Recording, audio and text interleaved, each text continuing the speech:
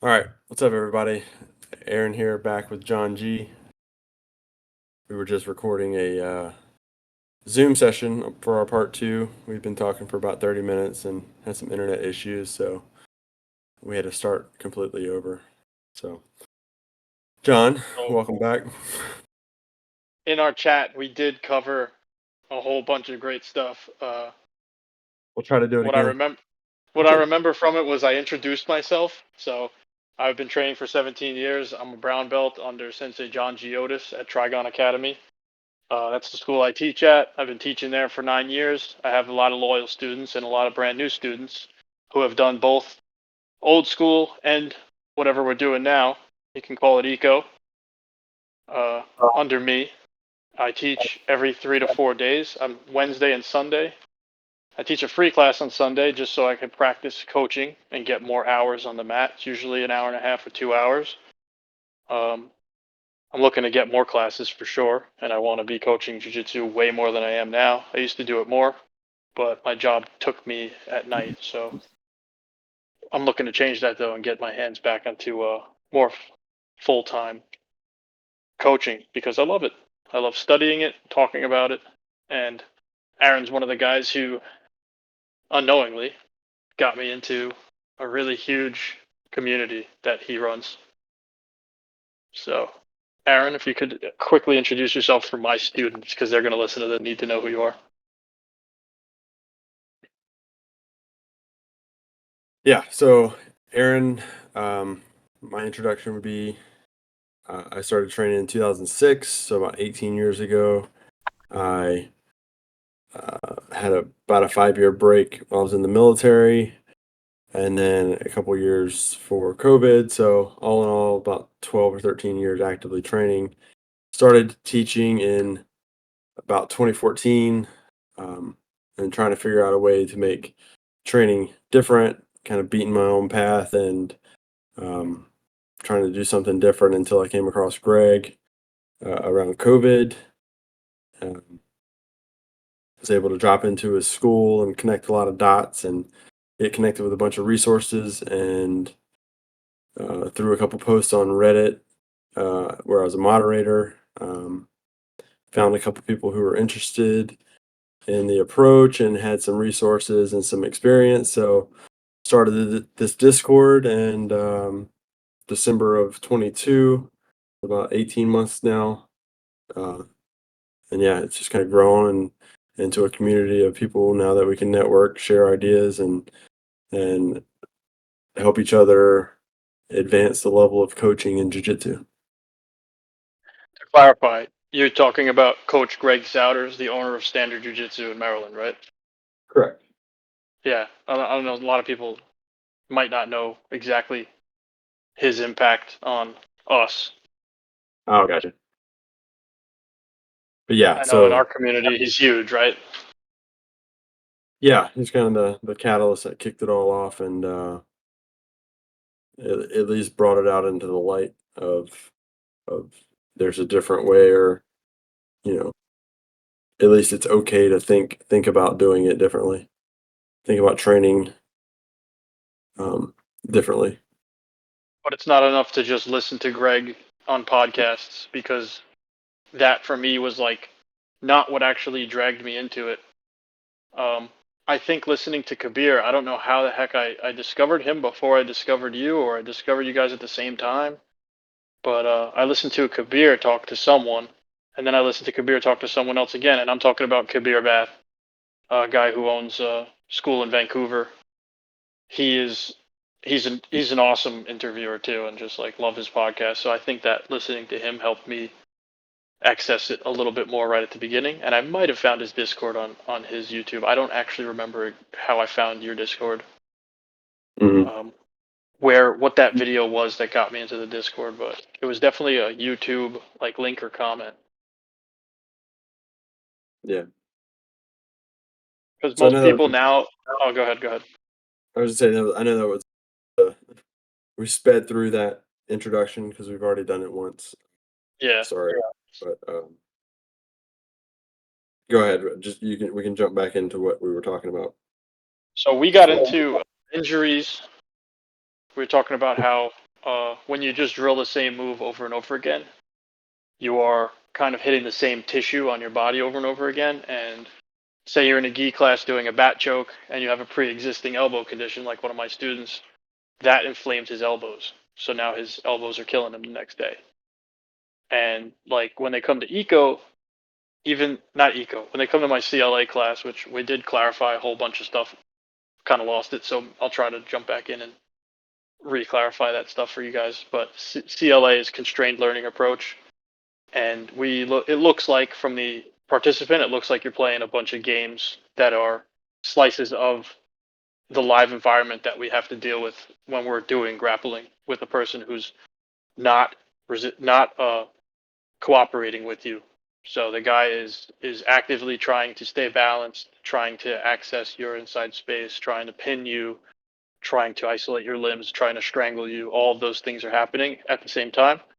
So what we try to do is slice it up, make it digestible, and give you one or two tasks to game out. And they say constrained to afford, which I'm sure you could take that away. Yeah, I mean, constrained to afford just means you are constraining something in a player or one player to either afford them the opportunity to explore something else in this space, another solution, or I even look at it sometimes as you're constraining one player to afford the other player an opportunity to find something. So it's um, it gets into affordances, which really for jiu-jitsu people, we opportunities or openings or or one or both players the opportunity to explore a solution space. And practically, that looks like two players in a live environment learning on both sides of the situation. So there's no point in time where they're not both having a useful class. On top of that, it's also fun. Those two things together already sold me.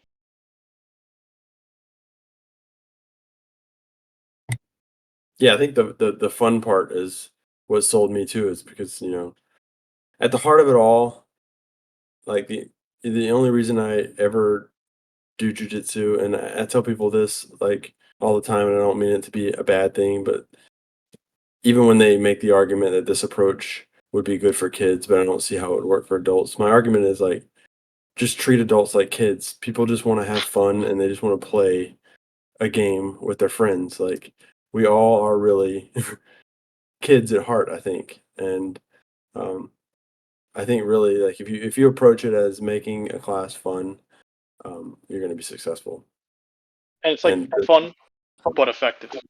That's the key yeah, part. It's got to be that's what I effective. mean. Like it's fun, but also this approach just really makes that easy to make a class fun because it's fun because it's not only because you're getting to play, but because it's an equal amount of challenging and you get a sense of success at the same time.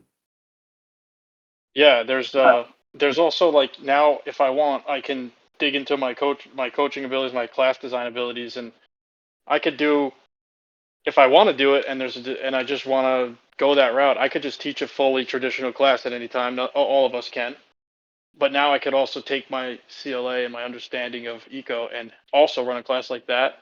The one I choose to do every single time is the same. I'm always choosing to do 100% as much as possible towards the CLA. And there becomes like that gray area of like, oh, but aren't you showing things? Well, yes, we are. We can show things. That's okay. You don't have to like go to eco jail for showing something, but it's the context and the amount of that showing that you do that's gonna help or hurt your room. Yeah, I think it just almost inverts the percentage of it. And we were talking about this on the Zoom part about injuries and things like that. But um, like for me, like I have bad shoulders, and going to classes uh, and drilling like Kimuras from different places, and having someone torque the finish on it. At this point,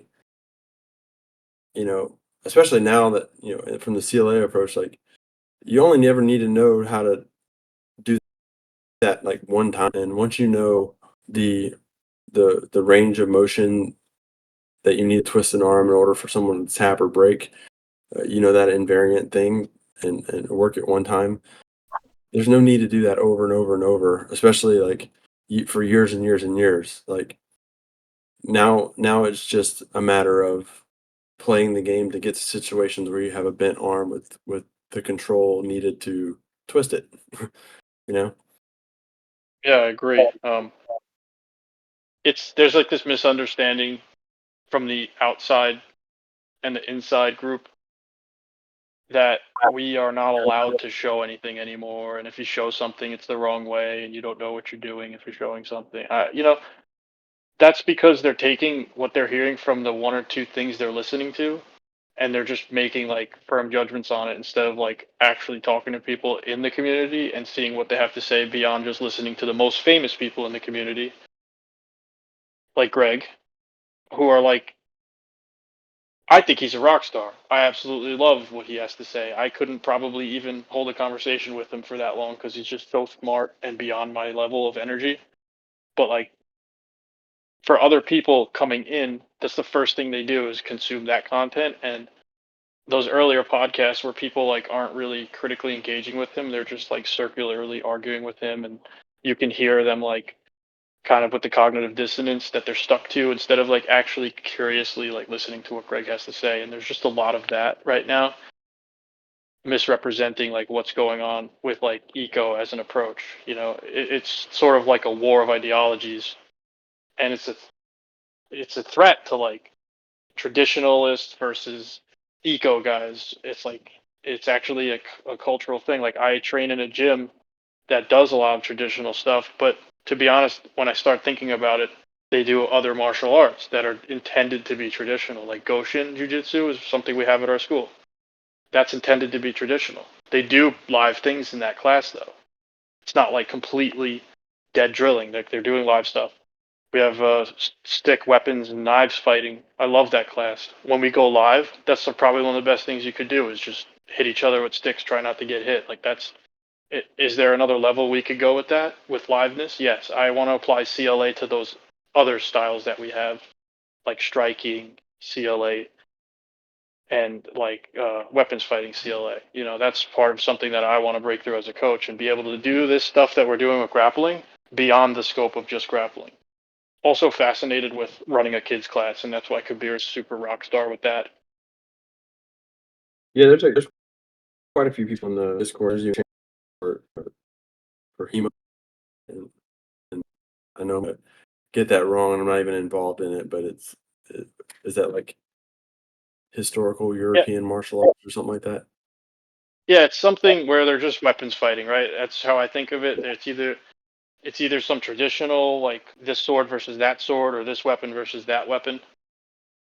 But yeah, Um, there's a whole channel dedicated to it. I know there's a lot of people in the Discord that are applying CLA to that too, with long swords and shield and swords and different kind of like maces and all kinds of old weapons. So it's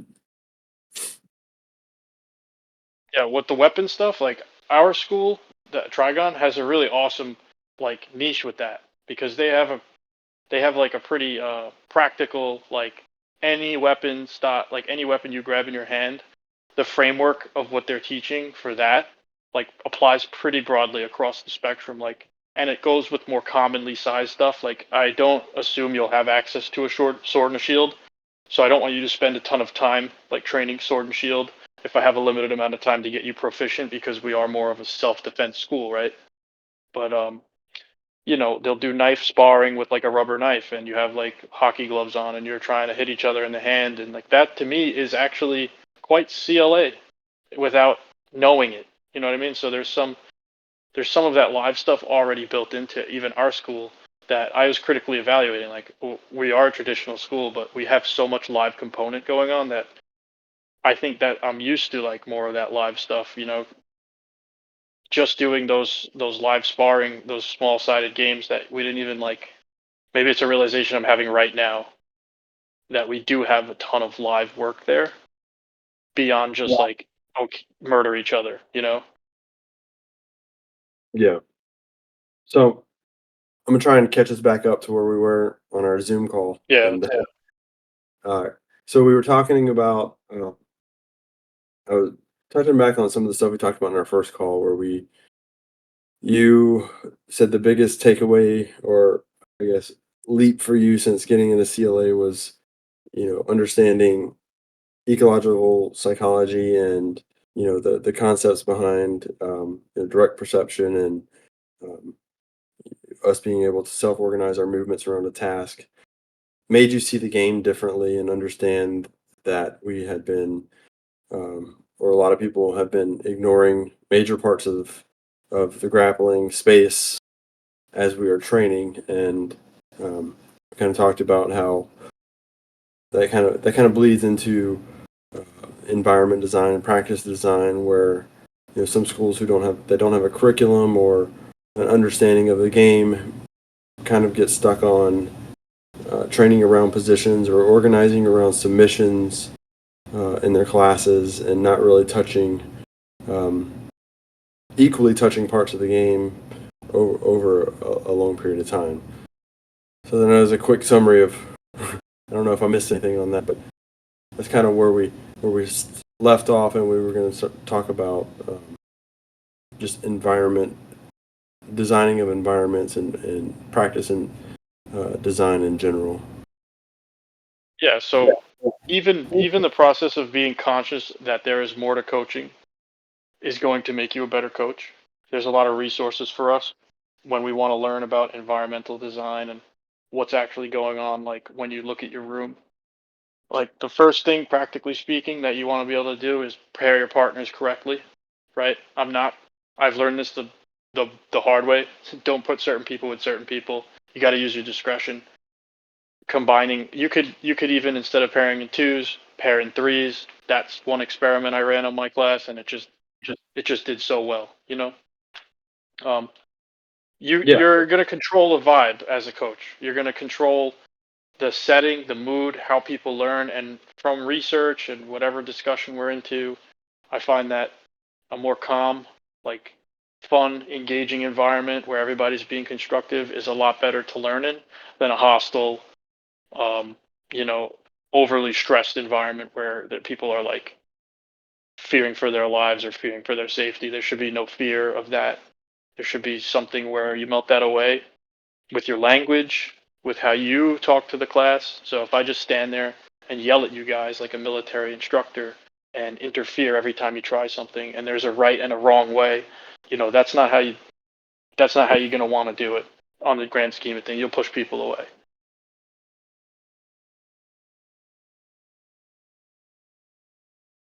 yeah, I agree. I think that's one thing that I started looking at, and I have a couple different, I guess, um, nodes that would input practice design.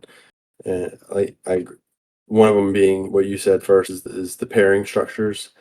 As I call them, how people are paired up. So I played with that a lot too, and just tried to come up with how can you play these scenarios in different ways to increase variability or manage variability in the game. So like we're used to just pairing up with our buddy and being stuck with that person every class.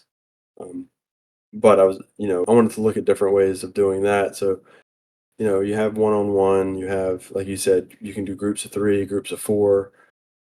You can do line drills, you can do shark tanks, man in the middle. Like there's all kinds of different ways you can partner people up to for different reasons. And I think a lot of those reasons are, to manage variability, um, to either increase it or just control it in some way. You want to encourage everybody to be getting their hands on everybody because eventually, like that guy you were scared of, or that guy that your student was scared of that they didn't want to exchange with, well, they got to have 3 minutes together, and now that familiarity is established. and there's a relationship, whether they want to agree or not that there is one. There is a relationship now that's established because they have a history working with each other. So if I can get everybody to have a history of working with each other constructively and having fun with each other, I mean there's your vibe right there. There's your environment. Yeah. That's what I'm looking for to. I use this group of three thing, but that floating guy that's kind of like not participating, I have him looking around near his groups that he's near. So I'll put like people that I want on half the mat together, and I'll put the other people that I want on half the mat together. And it's actually strategic the way I do it. I start thinking about it more. That floating guy is now like that variability. So he'll jump in, replace somebody in one of the groups of three, and that guy that was floating moves back to where he was. So now we have like this interchange in the groups of three constantly, and I think that that's upping my variability like crazy. I only got into this stuff in February, right? So I Yeah. had to go and like really like lock down my experiment. So I had to basically get like groups of two. I didn't change them too much. I didn't do that for a while. I just stayed with the same two people that I knew were stable partners. And now I'm at the point 15 weeks in where I can have these partners now start like interchanging with each other. And I think it's safer because now you got more variability, which is better for your tissue. Yeah. Your physical body it's better to have variability. And that comes from a hypothesis from Rob Gray. I don't know if it's actually a theory or hypothesis, but it's the first chapter where he talks about runners and patellofemoral syndrome, like patellofemoral pain syndrome, and how to fix it, they tend to run at the same tempo and disturb the same pieces of tissue, the same stack of force through the same line of force through the same tissues over and over again. And by having them run to metronomes that are at different beats, they're able to fix their problem that they're having, which was repetition. Yeah. Rote repetition, like down to the metronome. That's interesting. Yeah, and it's to go back to the groups of three, like I love groups of three because one, and then I also just started. I switched it, and I forget who I get this from. Um, I think Denise gave me this idea, but just top bottom out, and regardless of who wins, top becomes bottom, bottom goes out, out goes to top, and that way you're just getting a repetition from both sides, and as the out player, it gives you an opportunity to have like a perspective of what's happening from a third person perspective. Like you get to watch, and you know, you're not only attacking or defending, but you're seeing other people do the thing, which I think is valuable for if you're not getting a solution or you're not able to win the game, you're getting to watch other people play, and it gives you a perspective, especially for new people. It gives you a perspective of kind of what you should be doing if you're not having success. So, and then to go even further with that top bottom out, like and increasing variability, the old king of the hill lines that we usually do were like, all right, three or four people down in the middle, and then everybody lines up and just goes through. So I don't even do winners on those anymore. We're still king of the hill, but it's top bottom out, and whatever the situation is. But now you're getting variability with the entire class versus like groups of three. Without that I-1 effect, like the I-1 ego building, kind of like I'm the king of the hill all the time effect. Yeah. Yeah, so All right, so there's not like the same three people stuck in the middle of class anymore. It's still three people and everybody's in line waiting to go, but top's always going to become bottom, bottom's always going to get out, and then someone else is going to come in. But there still is a goal and a winner and loser of the game, or a terminal finish of those kind of situations. a reset condition. That's what I Yeah, like to say yeah, because I'm trying to make it like not a competitive environment because my guys aren't competitive. If you want to compete, you could still come to my class and still get good enough to go compete.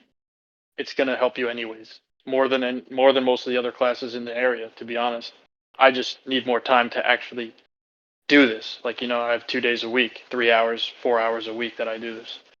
yeah. And that's Um, going back real quick to what you were saying about about Greg and how everyone that's their first kind of introduction into this stuff, but like look at who his customers are. Like his students are competing at ADCC level and winning. You know, we're not all coaching that level of person. Exactly. So you have to, and that goes and to your second earlier beyond pairing structures. You were talking about, you know, one of the other things that I also consider part of the design environment that became apparent to me at the camp is what your persona is as a coach. Um, so one of the big takeaways for me coming out of this camp was that like, and it gave me so much confidence going back to my gym to teach classes. Because I was sitting there talking to Greg in the van on the last day. I think we were waiting on someone to take a shower and come back, but not just Greg, like Greg, Scott, Ed, all of them, Rob, Pat. You sit there and you talk to people and then you talk to these coaches and you know you see the human side of them and then you see them go to coach a class and it's a totally different person. Um, and Greg even talked about that in the van. He when we were sitting there, he's like, you know, he goes, I still get nervous going to teach a class. Like I still get shaky, my hands sweat, I get nervous, and he says he goes in the corner, he just shakes it out and he goes, let's go. And I was like, damn, if he still gets nervous doing it, like to him, he has a persona that he goes into his class and he has to turn on. So I was like, okay, I have to put my own insecurities and all of that aside and just come up with a persona of who I want to be when I'm coaching a class. And that's what he said. What he said that really resonated with me was it's a performance. And that kind of like light bulb for me that, you know, he looks at teaching the class like a performance. And I was like, huh, okay. And I can agree with that. I can get down on that. But it's Yeah. not a performance for the coach. It's a No, not performance at all. for the audience, right? And that's Correct. why we do it for them. So kind of like automatic for me, I get nervous like crazy, and now even more so because I'm streaming all my classes to other coaches who are like, I think the guys in our Discord are some of the best, most critical, self-evaluating coaches out there because you need a level of self-evaluation if you're going to be in this sphere of eco because you probably had to deal with an identity crisis along the way and check yourself and add to your abilities, right? You can't just die on a hill over what you previously thought was right. So these people are watching my class now and it's making me like 10 times more nervous. And you saw my class, I was a little bit more scattered. Forgot to put the timer on, but I still delivered, you know. It was a different, you know, with that nerves going up, and that's kind of what I wanted to touch on with you. Like Greg still gets nervous. I do too. I used to be. I think it used to be easier. You know why?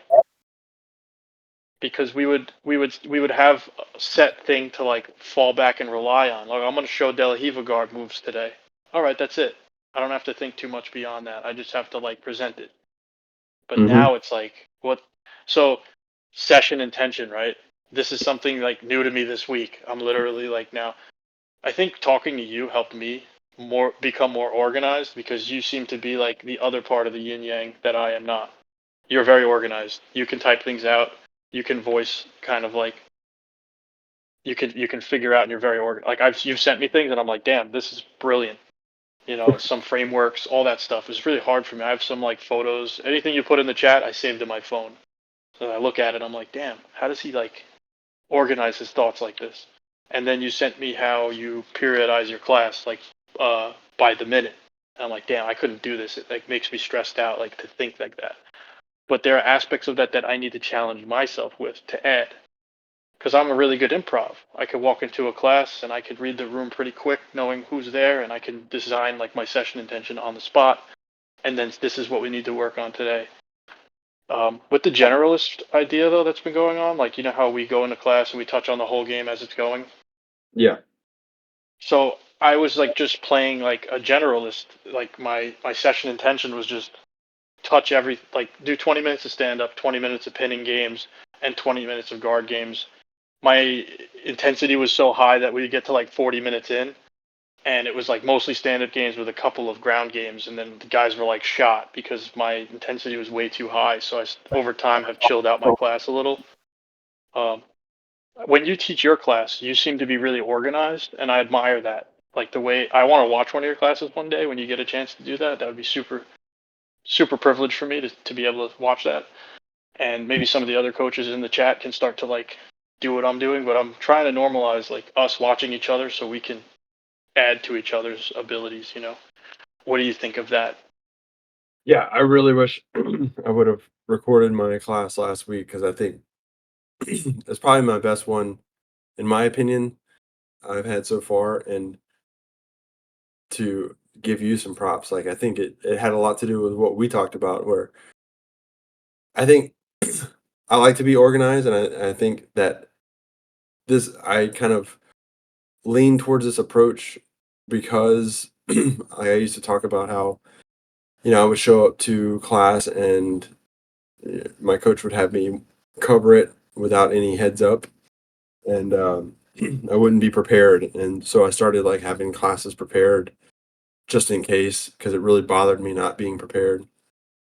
But talking to you, like I kind of a lot of my classes before, I'd have my watch and I would stick to the timer and all of that. But this one I wasn't so strict on, but I still had the plan, and I still had kind of had an idea of where I wanted to be, but I gave myself a lot more buffer in time just in case. Um, but yeah, I really wish I would have recorded it because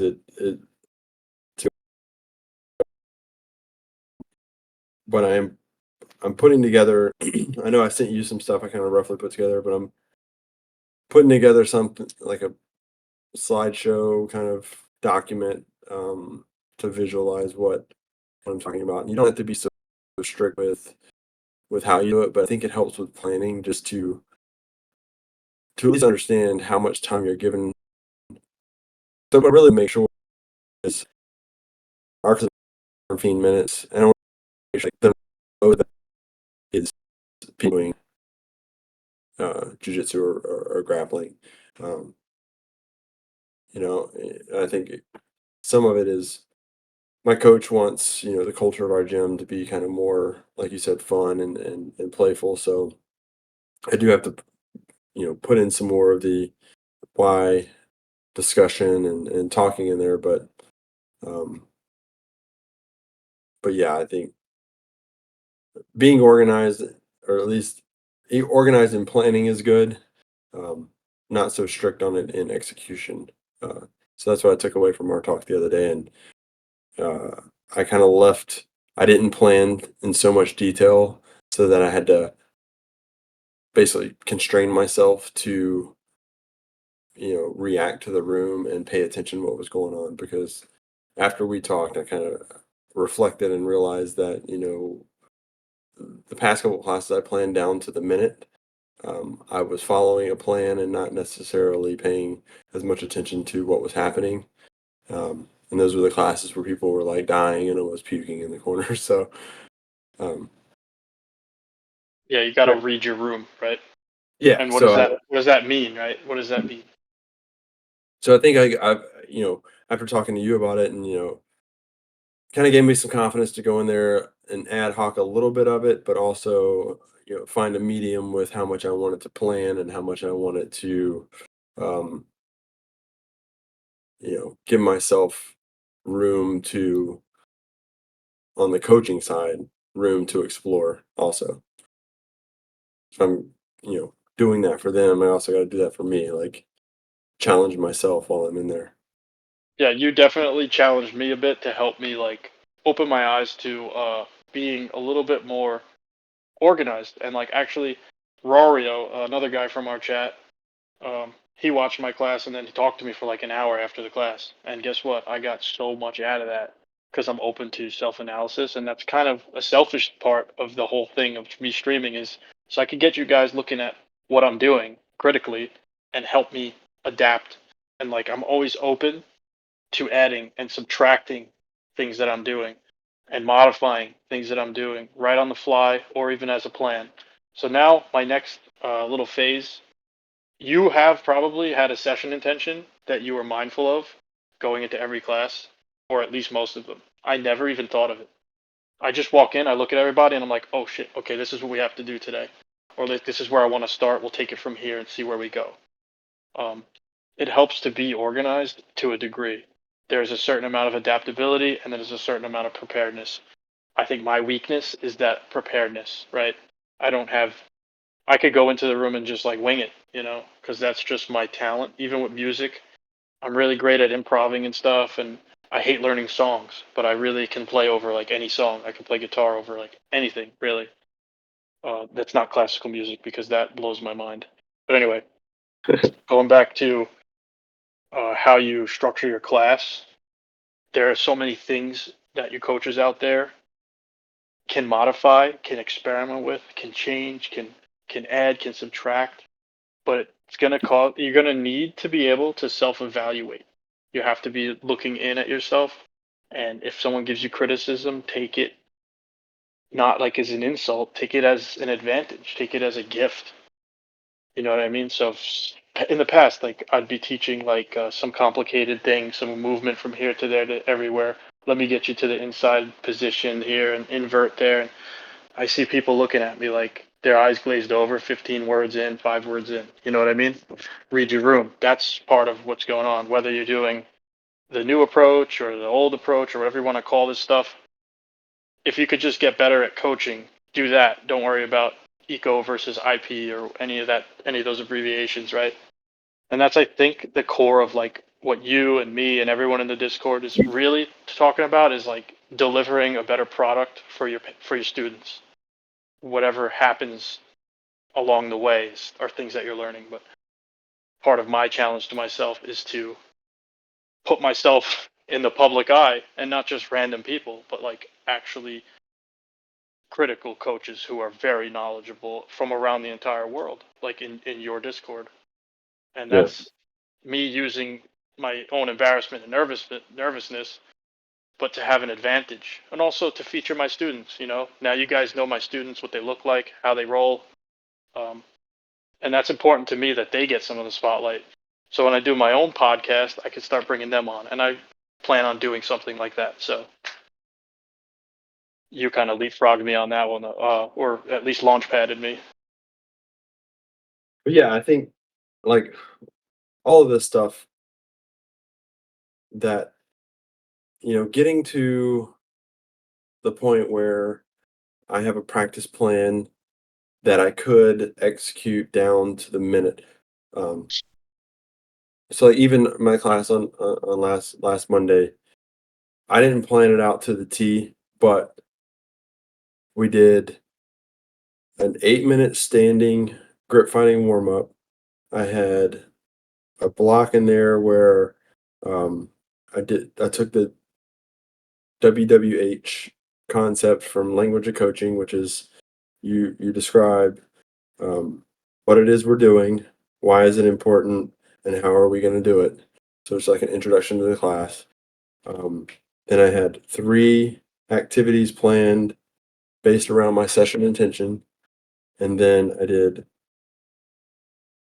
and then after that, I didn't have anything planned. I just said, after that, we're going to do situational sparring from that position with no constraints, and then we'll do live rounds.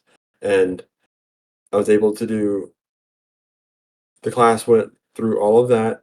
We did positional rounds where each person was on bottom resetting for 4 minutes, and then we did 3 4-minute live rounds at the end of class and ended like on the money. And I was so happy, like on the minute. We ended at 9 o'clock. And I like looked at the clock as soon as the timer went off and it was like 9:01, and I was like, wow. It was kind of interesting. But to get to that point, going back to like frameworks, and it's like a culmination of understanding the game into a framework like understanding the pairing structures uh, throughout the class, how to block things, like all these things, like I had to work through to get to be able to make a plan that made sense like that. Took me a while to get there, and I don't think it should take that long to for most people to get to that point. Um, Hopefully, it's not as much of a struggle for some people, but I don't know that for me, like you said, now I feel like I don't have to, write out a detailed plan to the point.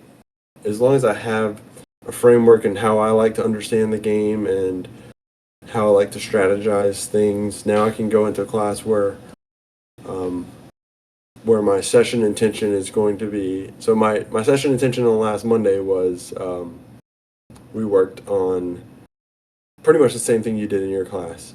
I said we're going to work on two fundamental skills that are naturally opposing to one another because one person is doing one and the other person is doing the other, and it's base building and grounding the hips. So we started on the ground, and we're throughout this class, the person on the bottom is going to be building base all the way to a standing position, while the other person is going to be trying to keep their hips on the ground. That's all we did from different positions. But like that idea of base building and grounding the hips, like I never would have gotten there a couple years ago. Like those things would have never, even as a brown belt, those things would have never been my focus of a class. You know what I mean? Like in the technique world. Well, I know what you mean, because everything previously was micro lens. Like they were looking at, okay, how can I add this detail and that detail and this detail to this move that I usually do to make it Right. a much better move that I usually do. But now you zoom out and hit that macro focus where you're seeing that framework of, and you said framework a couple of times, and I feel like it's criminal if I don't say Rob Cole has my favorite approach to a framework that I've seen hands down at all in all of jiu-jitsu. His NTB framework thing, I don't know if that's public knowledge yet. That guy's onto some serious rocket science with that, and it's so fucking simple, and I love it. So that guy's a legend. Everybody should know who Rob Cole is, just as much as Greg Souders. Okay, that's gonna come to fruition though. He'll be like the number one guy soon enough. Yeah, Besides us, of course. he posted on the Discord, and from talking to him, he's still working through it himself. So like that's the fun part for me, and I think going into the discussion about there are people that are newer to the sport or newer to grappling, and they're taking frameworks of understanding that people have and training. But I think like the fun part of it is coming up with your own and defining it for yourself, and how do you understand what you're doing. 'Cause, yeah, I started with I talked about it with Rob, but I started with before I even found eco stuff. I was trying to take like Chris Howder's golden rules, his four golden rules of grappling. I was Love like, that. that's his, that, and then I had he has four pressures of guard player, which I I didn't like his four. I changed it to three. His were joint locks, stand up, um, chokes, or sweep. So I was like, I just combined joint locks and chokes into like just like stand, sweep, or submit. It's basically the rules of King of the Hill when we play King of the Hill. Stand, sweep, or submit. That's the guard players. That's what the guard player can do. The guard passer just is passing. Um, so I was like, how do I, make all this stuff into like some sort of framework? And yeah, so it's come like a mile, miles from that point. But that's really what that is too. And you know, but I've changed it all, and I've added things, and I've even started with when I got into this, and Greg's like standing guard and pins. That's still the top three on mine, but everything below that's different than his.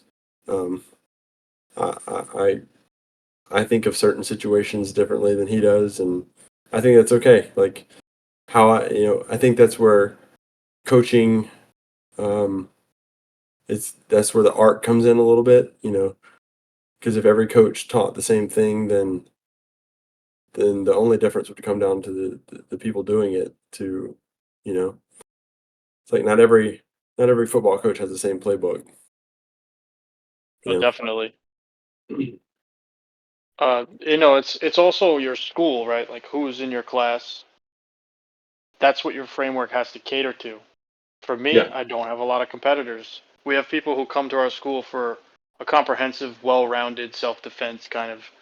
Basically, it's like MMA light. Like they're not going to do full MMA. They're going to try to learn all of the different martial arts and all the different martial arts that we offer, right? So they have kickboxing. But guess what? I got Eric into the CLA stuff, and he's doing a lot more live work in those classes, and it's a lot safer than historically. They're doing a lot of small-sided games in striking. He's actually got a lot of knowledge, direct knowledge. I forget which one of or about. I could never remember them, Oh. but he's got a lot of direct knowledge of striking. He's competed in striking, and he's fantastic at his hybrid style of class where he uses different things. They still do pad work and stuff, but it's the people are enjoying it, so that's all that really matters, right? And they're still getting that meaningful touch when he does transition over to the live work, and it's safe. So I think what your framework needs to cater to is your room, right? And it goes back to that again. For me, I want people to not fall into sport behaviors, right? So traditionally, I'm staring at my class, scratching my head, like, why does something feel wrong here? Like, we're a self defense school, but we're having sport behaviors, and nobody competes in the sport or practices the sport. So why not do something a little more practical and a little bit easier to understand?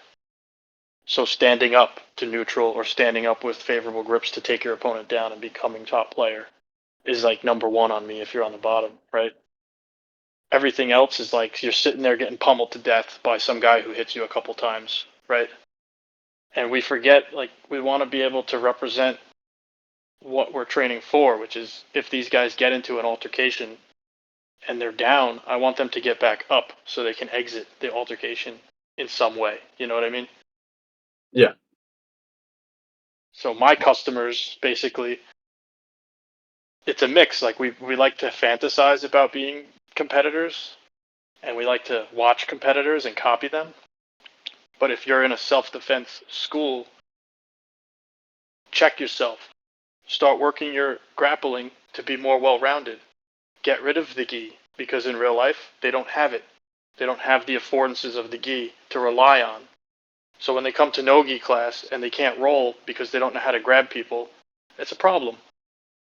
It should be mostly no-gi, in my opinion, for self-defense purposes. Occasionally wearing the jacket and taking it off. I wish I could normalize no-gi but bring your gi top. You can take the gi top off, put it on at any time in the class, and like if you're wearing it, they can grab it. That's how I see like that would bridge the gap for us 100%. So like now you would have crazy amount of variability, right? You'd have these guys learning how to grab your human landmarks, right? Your bony prominences, all those lines like the wrist line, the elbow line, the shoulder line, the behind the knee, the behind the ankle, inside ties, whatever. But now you also have these guys wearing the gi randomly, and it's like, oh, what is this environment? And then they get to play on that, take it off. Like that's one of my ideas. I tried to make it happen, but it kind of just didn't. But if I had my own school, I'd be like, all right, everyone bring a gi top, just the top. Put it on occasionally and take it off and do some of the games with it, some of the games without it, and you're not prepared. It's just whatever the environment is at the time. And I thought that was like an experiment that I would like to do if I had more time to do it. I don't have a lot of time to give these people what they are paying for, which is competency in grappling. So I go with the most generalist approach. And we spend time sort of doing what Rob Cole was talking about in his neutral top and bottom framework and the intentions behind all of those positions. Yeah, that's What that's you go? um yeah, that's what I agree. I was having a discussion at my gym with some people the other day and my coach about the gi and what should be learned first, and it's just always going to be a debate. But I agree with you. Like I think because a lot of their argument was it's still people are still wearing jackets in Chicago. If you get in a fight in Chicago, you can grab them by the collars. I'm like, sure, but if I know how to control a human, it doesn't matter what they're wearing. You know. Yeah. And the Um, material is going to be different. Have you yeah. ever grabbed a hoodie? They don't work the same as gis. They work different. They rip, they slide off. Those gis, those grips are not reliable. So you're getting like a false representation. If you want to talk about representability, I mean, maybe if the guy's wearing a leather jacket or transferability. I'm sorry, I said the wrong one. Yeah. Transferability. That's like we're training this so that when we go out there in the real life, when we get into the altercation, it's the same thing that we've been training, so we will be able to interact with that information, right? But unless they're wearing like a solid leather jacket or something that's really like canvas, it's going to be hard to throw somebody with a hoodie. You could probably still do it, but there is like a variability that, hey, if you really want to go crazy with transferability, start wearing all kinds of jackets and hoodies to class, and now we're doing like an actual representation of what's going on in the street outside, right? I'll wear a regular t-shirt. You could try to grab that. It's going to rip. Yeah. Wear a bomber jacket or a suit. Right? I mean, if you grab it the right way, that guy's going flying, and you can choke the crap out of people with their collars and stuff. So there is some transferability to gi. It's not a completely absurd thing, but what I'm seeing is like some of the problems that people seem to develop along the way. So like in the traditional approach, we're wearing a gi in every class. We do a technique for like 20 to 30 minutes or a few techniques. Then we roll live for 15 to 20 minutes. Well, guess what? The gi is such a strong attractor that people are going to grab that thing and hold on to it and slow the game down. Yeah. And they waste so much time. Like I spent years observing the classes, and I'm like, why do these guys just seem to sit here? Why aren't we getting to all these variability that we need to get to before I knew anything about this stuff? And they're sitting there holding the gis, and I'm like, huh, it's that cross collar grip and that sleeve grip. They're always holding that grip. So they didn't do like an infinite amount of other things because they just latched onto that familiar thing that we probably trained a few times. I mean, I even see that habit like when we're in side control, not side control, 4-point position, and guys ride too high and they have a seatbelt like an over under grip and they fall off the top Yeah. from chest to back top. That's from learning a technique there. They learned a technique there, so they think that's how they behave in that position. The same thing with the gi. They learn some cross collar choke and close guard, and now all they're doing is sitting on their back and close guard, holding the collar for 6 minutes or 4 minutes. So those like want to talk about bad habits. It's not. It's like you're doing all the time that you have available in live, just doing that. When in the games and the stuff that we're doing, the CLA, and we're putting you in so many different challenge points that like you have no choice but to learn something, even if you don't think you did. So I don't know. We were talking about transferability, I guess, there, and the gi jacket. I think if you want to solve that problem, just start bringing a gi top to no-gi class and randomly put it on here and there. And if you're a coach who's like experimental and you want to have people like see for themselves and learn right, like gi class should be a no-gi class where you bring a gi top and occasionally put the gi top on and take it off randomly. Or to say, like, if you really want to do an experiment, let's do gi. Um, but since I'm wearing a belt, I can use it, like Barrett Yoshida. And if my jacket happens to come off, so be it. We're not gonna stop. Like, if I can wiggle myself out of my jacket, the fight continues. Like, you know? Yeah, and then that's just me taking my gi off and wrapping you up with it or something like crazy, and who Yeah. knows what somebody will discover with that. Like If I can pull yours over your head like a hockey player and happy all of go. that stuff. Yep. Yeah. 'Cause There's that's one there's of an the things. infinite amount of things. That's one of the things I do. In the gi, like I was a big gi player and up until brown belt, and I didn't start doing no gi till a couple years ago. But um, I use the bottom lapels. Uh, I undo people's belts like immediately, and as soon as I can get on top anywhere, I'll use the bottom lapels and um, bait people's arms up to their neck, and then tie their arms up with the bottom of their Oh, lapel. yeah. I know exactly what you're talking about. Like And when you use it to assist your Kimura or your Americana style. yeah, just Yeah. just get it kind of chicken winged right there by their neck and wrap it around, and then you get like a around the head control with it. So basically, one of their arms is gone now. Um, and it's so unfair for at that point for pretty much anybody, because I can get a lot of people with that. But yeah, things like that. Just and people are like, "Oh, it's an asshole move." Well, is it? You're wearing a jacket.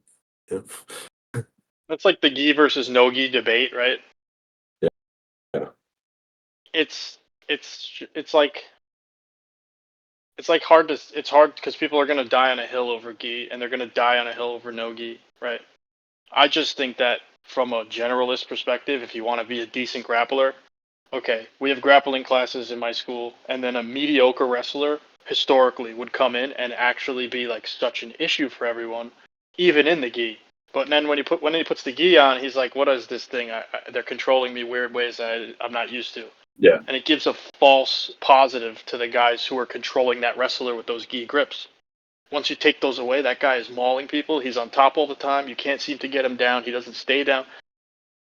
Those simple, like, it's not even like they're advanced crazy wrestlers. They're just guys who wrestled for a couple years half the time, and they yeah, come in and absolutely dominate. And I'm like, this is unacceptable in my book. It's not acceptable to be, and it's my fault as the coach. There's something I'm doing wrong, and I haven't really figured it out until recently, until I have these safe ways of training stand up in no-gi, which are the CLA games, yeah, because it takes that crazy chaos of two bodies trying to jockey for inside space or controls or whatever the objectives are in stand up. We make it safe. I constrain most of the takedowns most of the class. And now like when they're actually doing stand up at the end of class when they're rolling, I make them do stand up and I watch them and it looks semi good. And we've only been doing it since February, once a week, most of these guys. And that guy Rawario in our yeah, chat. He watched yeah, my whole class, engaged with me the whole time. He's a super high level wrestler. He has a critical eye. He knows exactly what he's looking at. And he's like, he even said, these guys don't look half bad. They look actually pretty good, especially that guy and this guy. Like he was watching Flo Joe and he was watching JP go at it, and it was fun to watch. yeah, And he was watching my blue belt competitor Joe B.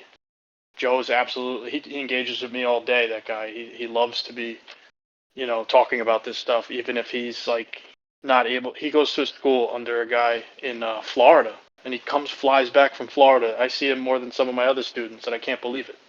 The guy's psyched to come back and do my class all the way from Florida, and he messages me. Hmm. Do you have your students ever go to like other classes and hit you up and tell you about them?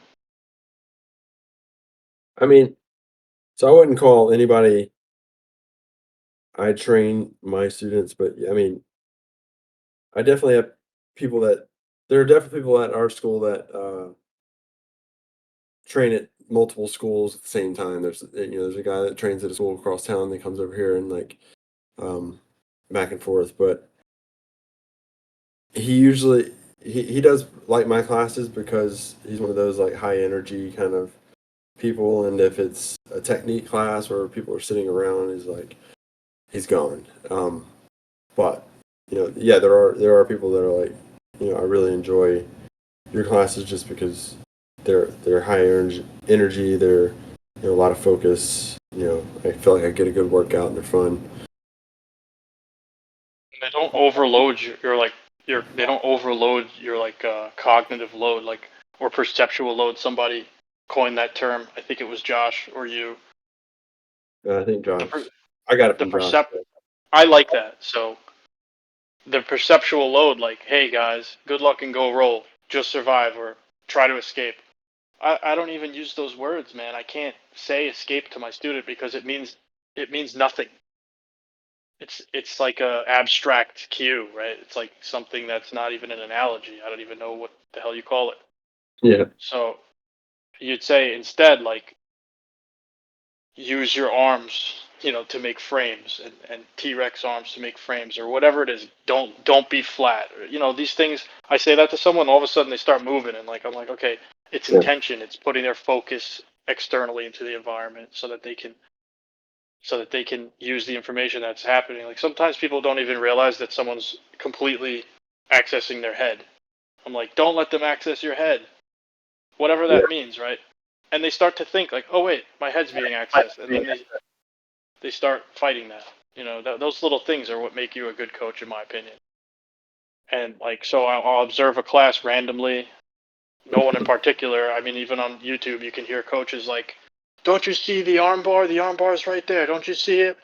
And the guys, he's like trying to he's trying to copy and paste his own perception onto the guy who's performing, and he's seeing affordances that they're interacting with, and yelling at them things that they can't even see, and that's not how a good coach should behave. Yeah, that's what we call joystick coaching. But a lot of I that, like that. especially watching kids and competitions with kids, and you see or you hear like the coaches walking them through the steps of how they teach technique in the class, and it's all internal language. So it's like, put your foot on their hip, put your foot on their hip. Your right leg, like it's all like making them focus on what their body is doing. Put your leg across their shoulders, pull their head down. This is instead of an outcome. Oh, I've been trying to do this in my PT clinic, and these people are like, I'm trying to give cues that aren't internal cues, right? And that's hard. okay. So anybody who doesn't know what we're talking about, there's ways to build a cue after you demonstrate something and you want somebody to do it. Sometimes you can demonstrate, sometimes you don't need to demonstrate, and you could just give them the cue and they can do it. So sometimes it'll be like a straight leg raise, and I'll tell them, raise your leg towards the ceiling, and they're like, oh, I get it. There's ways to go about it that will make, in jiu-jitsu and grappling, you have two bodies. You don't want the person's attention on their own body as much as you want them interacting externally with the environment. So that's paying attention to how they're affecting the other person's body. So your language dictates where their attention goes, and they're going to be focused on that externally, which was what we want to encourage, so that they can go and access that information and exploit it to their own benefit over time. Right, learn how to seek affordances. Right, that means learn how to see opportunities. You guys already can do it. When you see an outstretched arm, there are certain implications to a grappler. When you see a head that's low, like a guy's head is under you, like you know that has implications. Those are affordances, whether you're acknowledging that or not. It's something that you're seeing and you're able to interact with even faster than you can command yourself to. So if I throw a ball at you, you basically see affordances to catch the ball, or move out of the way, or be hit with the ball and take it to the head, right? You don't have to think like, oh, I need to catch this ball. Let me use my arm to catch it. Like, your arm's going to move and catch the ball. That's kind of how it is. But now we apply it to bigger things like grappling. So Yeah, it's fun too to like play with. Once you get that kind of structure down of cueing and um,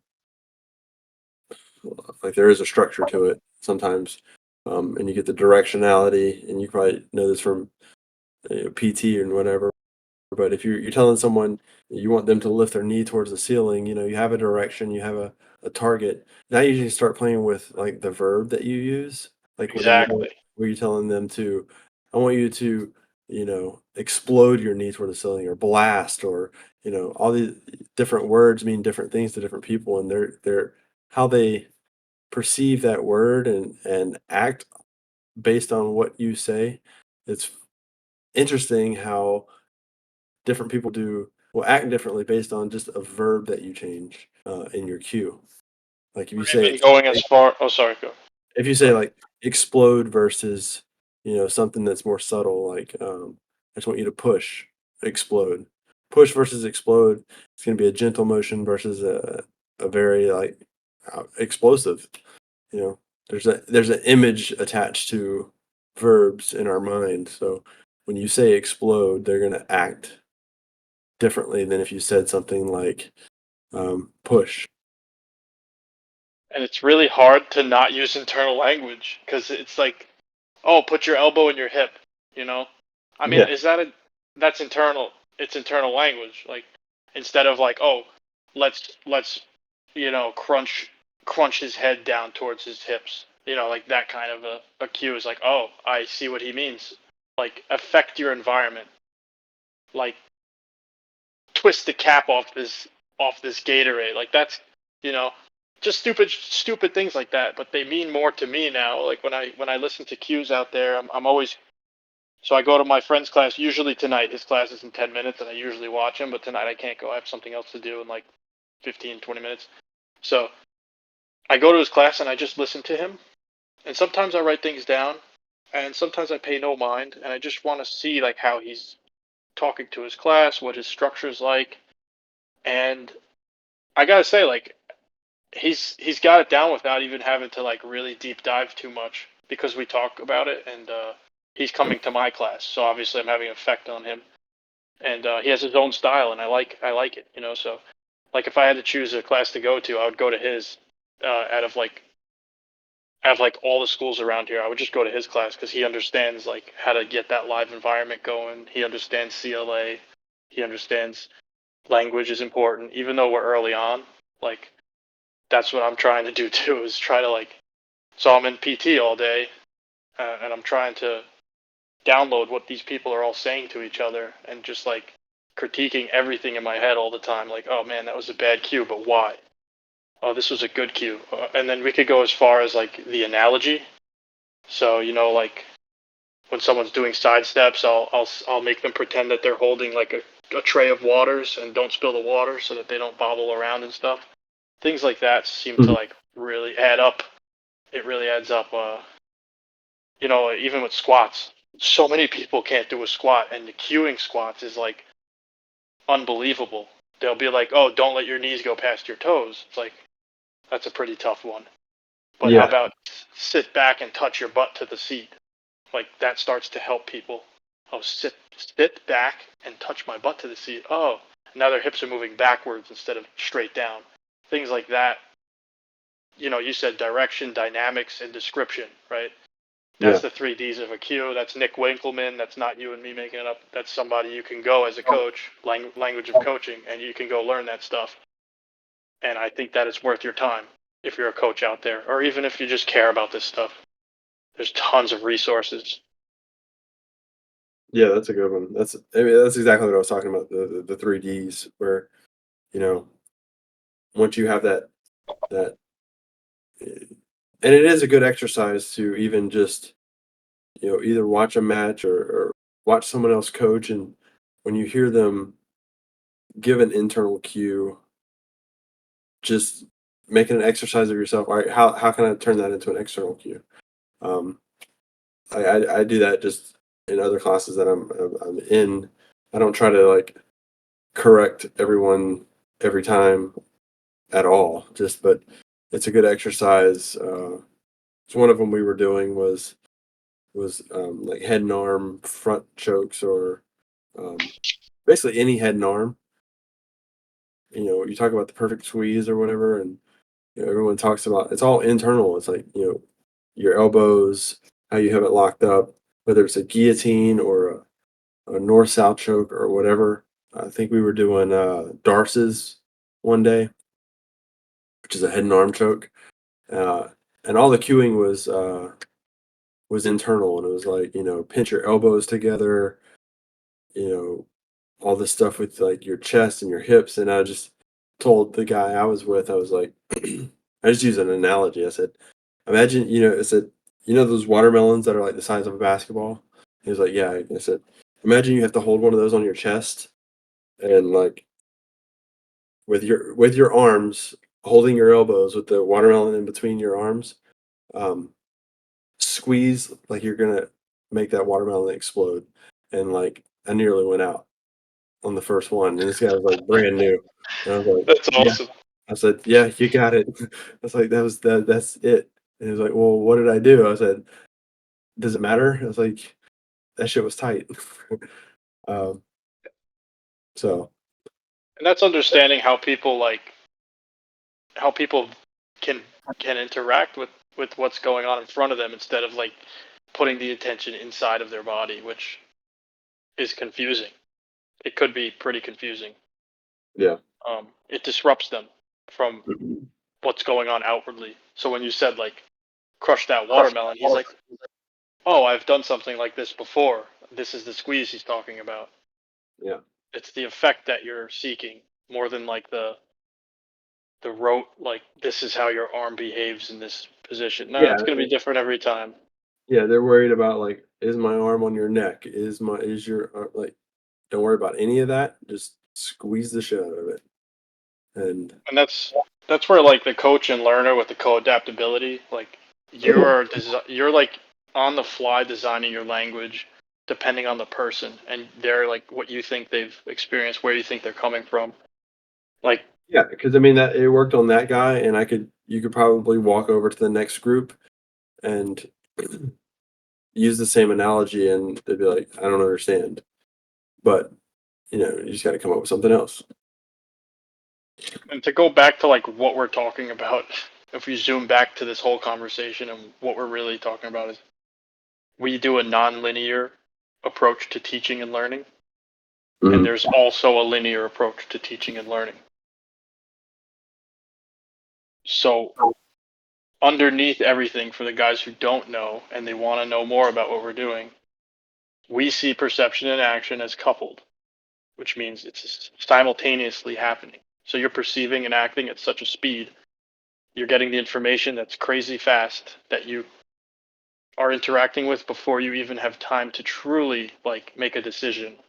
Half the time, maybe more than, I don't know the percentage of time that you're making decisions, but it's happening also. Cognizing is also part of that. Um, we understand that the system is complex, which means that it's non-deterministic as opposed to deterministic, right? So what does that mean? I can't predict what Aaron's going to do when I'm holding him. I can't predict what Aaron's going to do and what I'm going to do in response. It's non-deterministic. So like with a different kind of system, like why view what's going on as a linear approach. So why look at it like, oh, then we're going to do this move, then we're going to do that move, then we're going to do this move because he's going to react this way. You can't do that like with your brain. You can't predict like 7,000 different pieces of information, and then you can try. And that's why I historically see these guys who don't look smooth. They know a lot of indirect knowledge about moves, but when you watch them moving, they look like they're thinking, and I can see when someone's like not sure what to do. So they Mhm. just sit there and they look at you and there's a hesitation, and then they rely on an outside source to guide them, and that's something we talked about that may or may not be real, but we talked about it as learned helplessness, and these are the things that I'm trying to find and solve as a person who's responsible for delivering a service of making you proficient at grappling.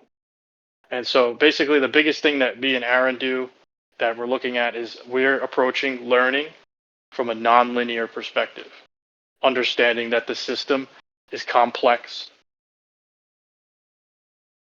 What's your take on that, Aaron? No, yeah, I think that's spot on. I don't really have much to add to that except for like it is, you know, it is kind of apparent right now with some of the transition in like people who have a lot of experience grappling, but have learned it in like a technique.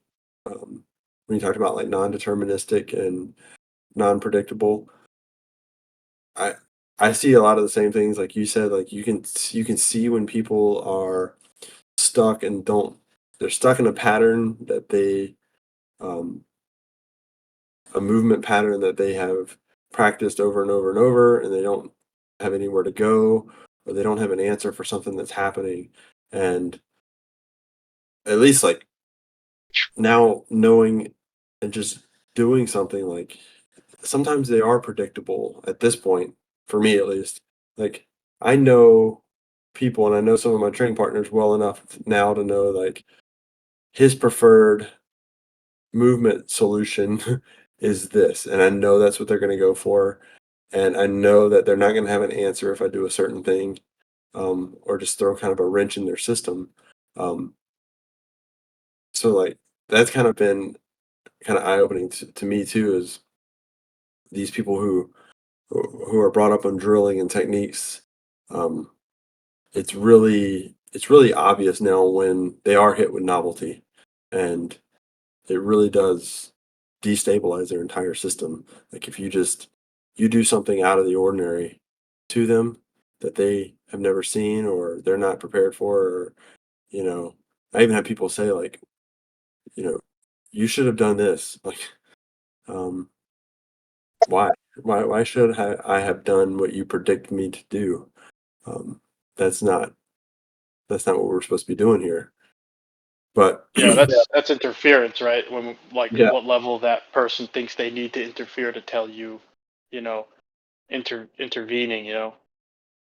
And if you're gonna do that, if you're gonna go to somebody that you just rolled with and you want to constructively help them, don't make it a negative approach. You have to do it in a positive way yeah, and show people what they did well instead of you have to frame it that way. Otherwise, you're just being a little egotistical. And maybe you're trying to help, but you're not realizing that you're actually not helping at all. but yeah, I mean, also it's for me like what I'm saying is sometimes it's people coming and trying to help me, thinking Yeah, that thinking that like by me not doing what I'm predicted to do, or the technique, like to give a very specific example is you know how when someone is like you're on top of someone, they're on their side, and it's kind of like mount, but one leg's in, you have a gift wrap. You know what I'm talking about? sure. They call it technical mount with a gift wrap. Yeah. Yeah. And like what most people shoot your knee to their head and do that high angle back take. Um, Yeah, chair sit. chair sit back take. Yes. I don't do that because that is like, and I just started not doing that. Just going down a very specific rabbit hole real quick. I just stopped doing that because I realized every time you do that, it turns into a scramble of getting that second hook in. So what I started doing was keeping the knee um, more, not shooting it up, but focusing on extending their body, like to give Oh, an cool. external cue. I try to get their head behind their butt. So like really the way I do it and the way I teach people to do it is if you have the gift wrap, um, you create a wedge with your knee and you try to bring their elbow over their face. So You if you have a gift bend wrap their and body you're backwards. bringing that elbow over their face, it extends their body backwards. So even if you wanted to do a chair sit from that point, they're so extended, the hook goes right in. But also, it's so uncomfortable for them. A lot of times, people just go belly down. So I've been doing that, Love and that. I've had like people all up and down the spectrum of belts tell me like, just why aren't you just chair sitting right there? You should just chair sit right there. I'm like, but I just made you go belly down and you know, but I still got on your back. So, yeah, the chair sit is what you're supposed to do right there. And I'm like, okay, and I just salute and walk off and thank you for the input. So, That's I when you still say, what would Khabib do? yeah, right. Khabib wouldn't chair sit. He would stay on top of you and maul you. That's exactly where you want to be as a grappler, on top mauling somebody. Yeah, so it's just and yeah, but it's to the point of like this whole approach is I found that because I constrained myself by not I didn't want to do the chair sit anymore because I was ending up in scrambles and ended up in guard, and they were able to I wasn't able to control their rotation, which is something I've been teaching and talking about with going back to session intention and these very um, abstract concepts now is like on the back you are controlling rotation, so that's one of the things I've been focusing on is if I'm on your back I have to control your rotation to keep your stay behind your elbows, to keep chest back connection, all that kind of stuff. um So anyway, yeah, that the chair sit for me became a non-viable solution because I could not control your rotation anymore, and you can turn and face me, and I was ending up in closed guard. So I said, I'm not going to chair sit anymore. I'm going to focus on controlling rotation and keeping chest to back, regardless if you go belly down or whatever. But also, it's working towards that other goal of completely immobilizing someone, which I was getting to at that point too. So I might not have been in a submission position right there, but people are really immobilized at that point. So I was working on all these different things, and I kind of stumbled upon that. Um, but people don't like it as a solution because it doesn't look like a technique that we teach. Like it's not a chair sit back take, or it's not a high angle back take that traps the forearm. And I'm like, well, those things never play out like we drill them. So I found something else that worked. So your experience there is kind of justified by the why. You're not doing something because you understand why not to. Exactly. They only see like what they should. Well, not I'm not going to misrepresent people because actually I don't know what they see, but it seems to me like that telling someone they should be doing a certain thing kind of you see things linearly in my opinion. You're probably seeing things linearly. And that's where exploration. So you've had time, Aaron, to explore that position. You've had time in the position, whether it was live rolls or not, and you find yourself getting there. You've had time to like critically analyze what was going on there and make decisions. But had you never been able to get there, you never would have had that insight into what was going on in that specific scenario over and over again. So you must be really good at getting there, right? Which I think is a pretty commonplace. You know, when you're in mount, somebody takes your leg, you gift wrap them, and then you're sitting there. Pretty common that they have your leg or right the top hook or whatever's in. Yeah. So this exact scenario, okay, So that's become a stable state for me. That's a yeah, place I can consistently get there, and um and yeah, and I do have a couple. Yeah, I can either do that, or um I go mounted triangle from there, because they dig their other arm under, and I'll just work my.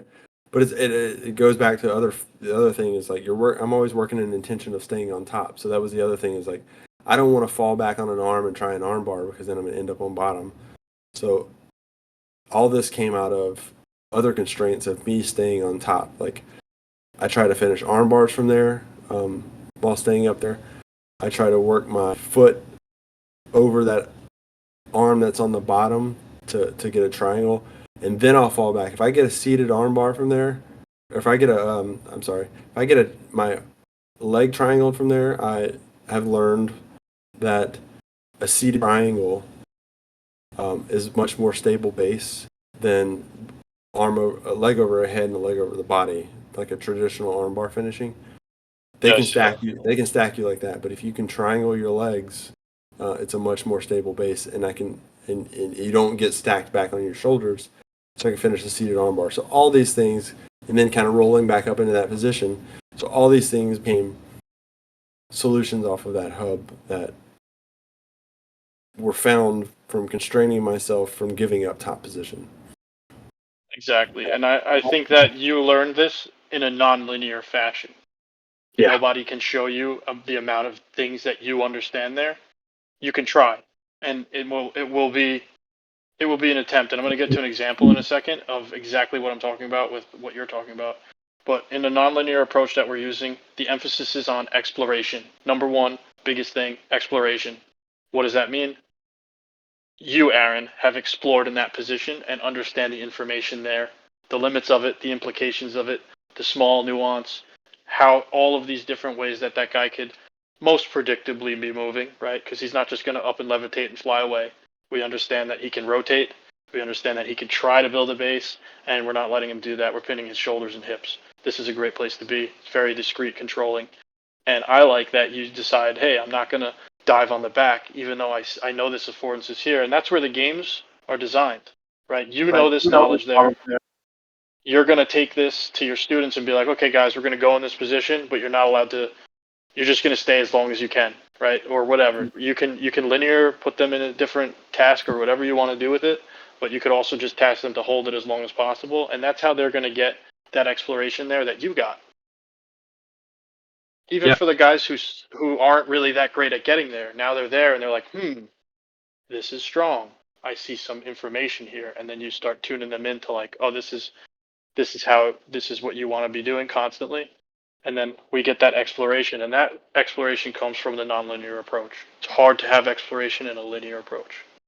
Yeah, I mean, so through doing that and kind of getting all that, like you said, I have been able to reflect on the ways that I can string myself to get that stuff to work, um, and build games that I have worked with a couple people on to for them to get all that built into their movement as well. And I call it the blender because it all revolves around just being behind one elbow, and there's like three stable states that you can flow between. Is that one we were talking about there? It's the mounted triangle, and then being fully on the back. But it's being behind that elbow, and no matter once you're behind that elbow, as long as you stay behind that, no matter what they do, you just move around that and organize around that point, and you kind of organize around being behind that elbow, and you go in between that top position, a mounted triangle or an armbar triangle finish position, or being fully on the back with both hooks. And we kind of named it the blender, and we worked on it for a few weeks with one of the morning classes. And there's a couple guys that um, kind of got it and worked it into their game as well. And there's so in the blender, and they can see it. You're watching someone else, so like, oh, he's got him in the blender, and as soon as you see it at that point, you're like, they're done because there's no getting out, because they know how to keep that and organize around it and find their way to a finish and staying on top.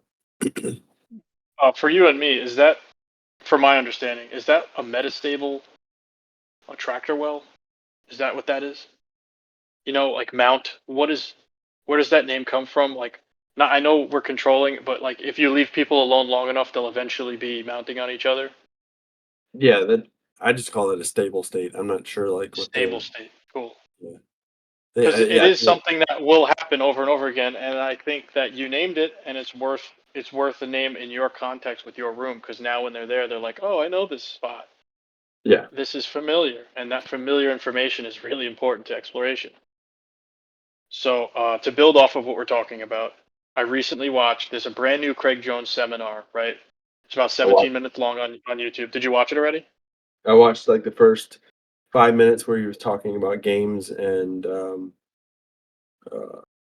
about how jiu-jitsu guys don't stand up, but if the goal is to stand up, then there's a whole different problem with is it that one? I really liked. I really liked it. The real gold when you're watching that with the critical eye, go to the end where he's working candidly with one-on-one people.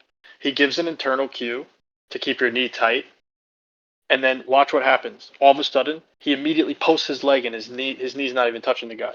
So that's where I say techniques in abstraction. I think I heard that from someone else. I'm probably stealing it from someone, but it's like an imaginary representation of what you really think you do. And Craig was showing like this really awesome position, and I'm gonna start making games there because I think it's absolutely stellar, and it's pretty close to what you and I just talked about positionally, Mm-hmm. with a little bit of a different arms that's controlled, and it's like a hip grounding from back control kind of hip ride thing. And Yeah, I was watching it. yeah, so I just noticed that he didn't he didn't even do the thing he Refitting. was putting emphasis on for the other guy until he got in the position and he had the other guy start resisting. And now you're actually seeing how Craig Jones really does it, because you have to watch these people do what they're saying live. to really get it. And there's so much extra information that is not in the presentation, and you'd have to go and get to this position and game it out there 100%. You'd have to do it. You and I, if we were on the same mats and we watched somebody give a seminar, guarantee, I bet your ass, you and I would go sit on the side and make a million games out of it.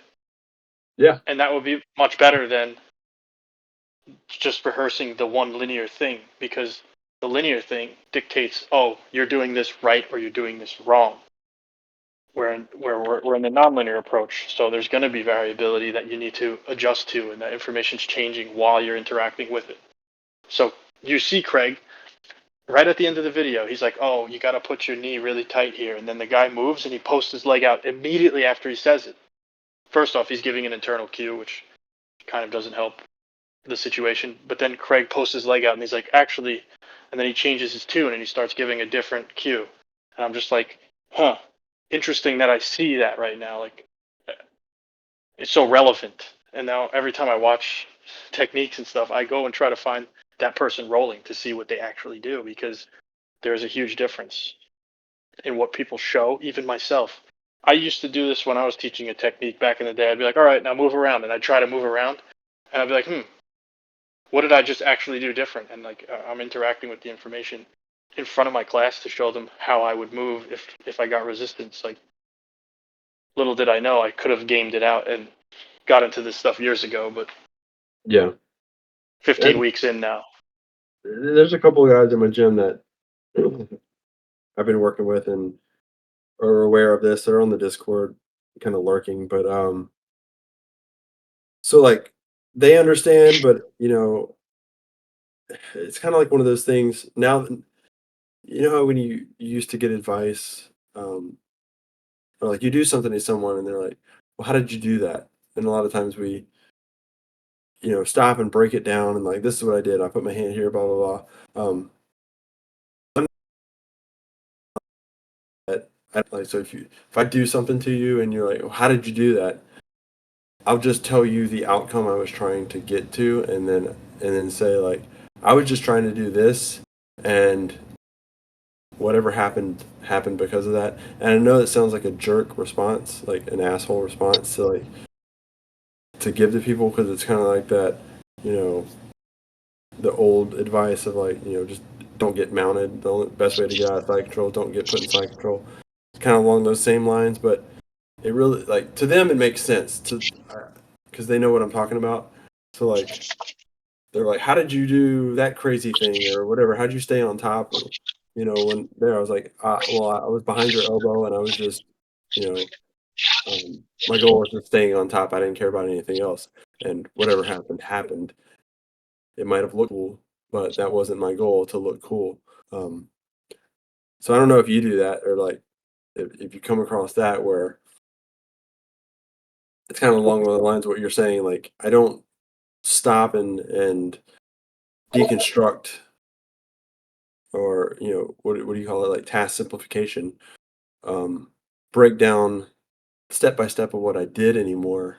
If someone asks a question if did it, I just go back to referring to, here's the task, or here's the important, fundamental uh, task I was trying to focus on, and here's the outcome I was trying to get.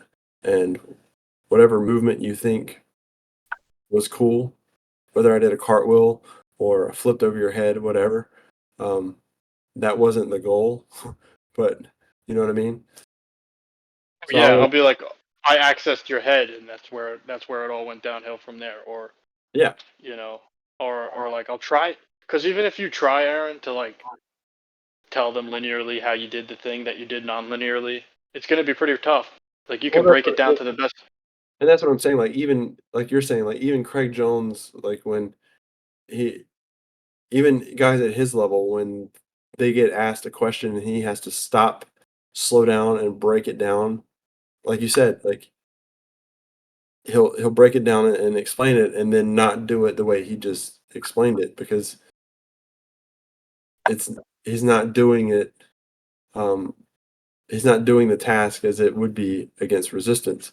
So it's always going to be a little bit different. So Like I'm also guilty of that, years and years and years of teaching, like in a way. But then they'll ask me a question, and I'll go to do it, and I do something that wasn't included in the information I gave them. You know what I Yeah. mean? It was something I had to do because I'm interacting with that live environment and just like solving those problems that the people's live reactions are actually like leading me towards. Yeah. So I mean, Like, like now when I get asked a lot of those questions, like if I submit someone and they're like, what should I have done from there? Then it becomes a game. Like, all right, let's get back there and let's do it over and over and over a couple times. And I'm going to, then you just kind of workshop it with them instead of sitting there saying like, this is what you should have done in order to not have getting submitted. Um, I think a better answer or the way I approach it now, and I don't know how some people take it is like, I'm not going to tell you what you should have done or because I don't know. Like, let's go back there. Let's play again from that point 3 or 4 times and figure it out. yeah, like playing from that point is the biggest thing, and then you learn on both sides instead of just getting something dictated at you and then the other guy's like cooperating. You're not really learning, like interacting with a real person. You're doing something a little bit different, maybe more of like a rehearsed kind of.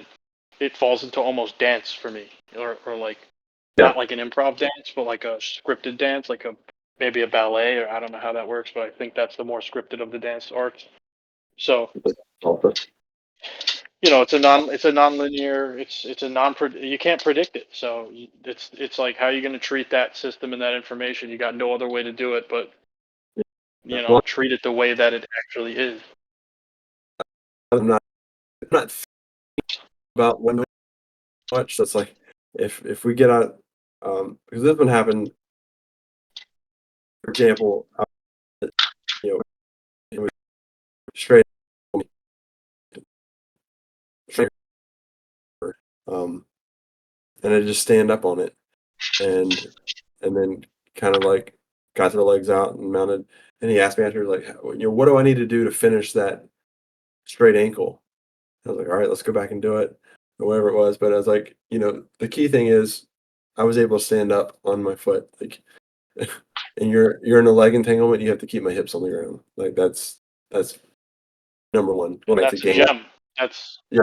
that's an absolute gem, that that cue, you know what I mean? Like those people, most people that are grappling a long time don't even know that that's happening until you talk to other people that are also really awesome and look at things from this little zoomed out lens, looking at the system as complex.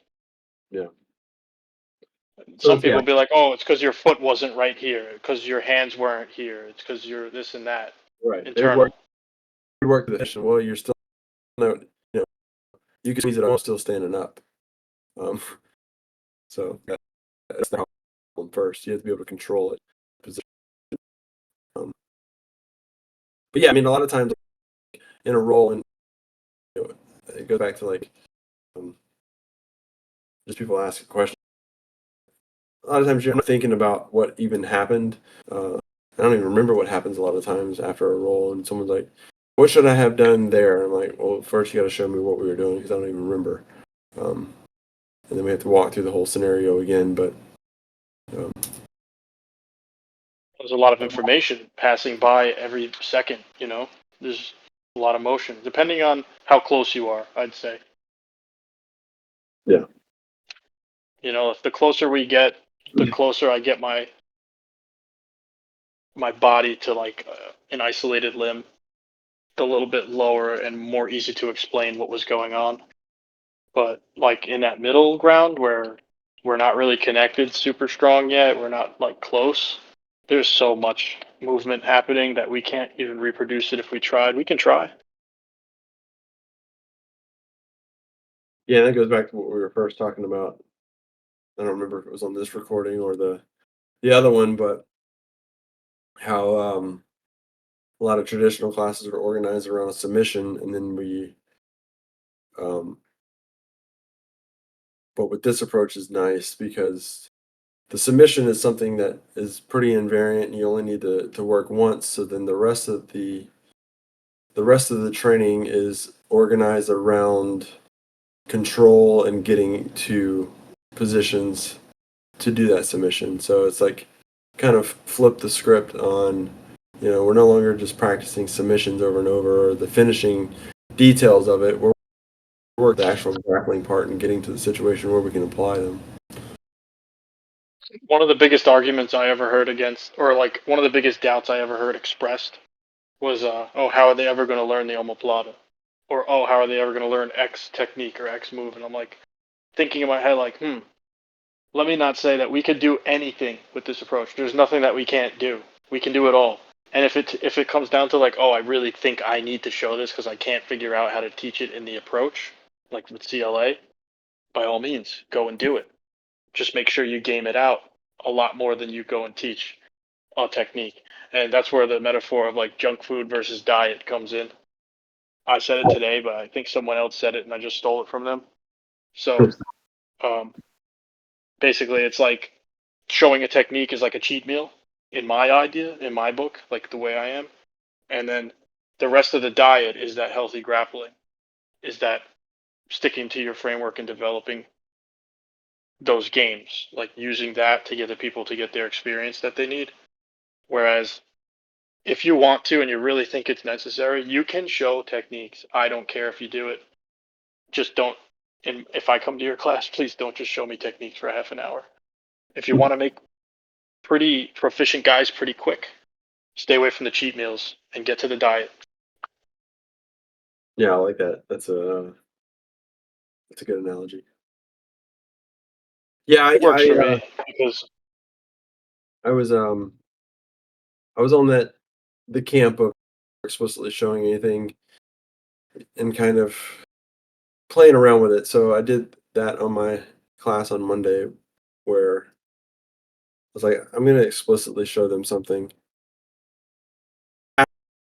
straight to jail. Yeah, I know.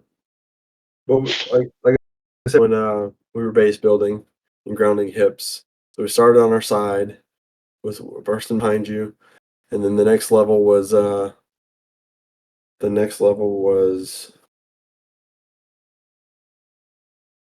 don't remember. Oh, seated with one hand posted, and then with a rear body lock. So, and then the last one was turtle. So once they got to turtle, it was just grounding the hips or standing up, and they were losing a lot. So I was just like, I'm just going to show them a spiral and claw, but I explained to them,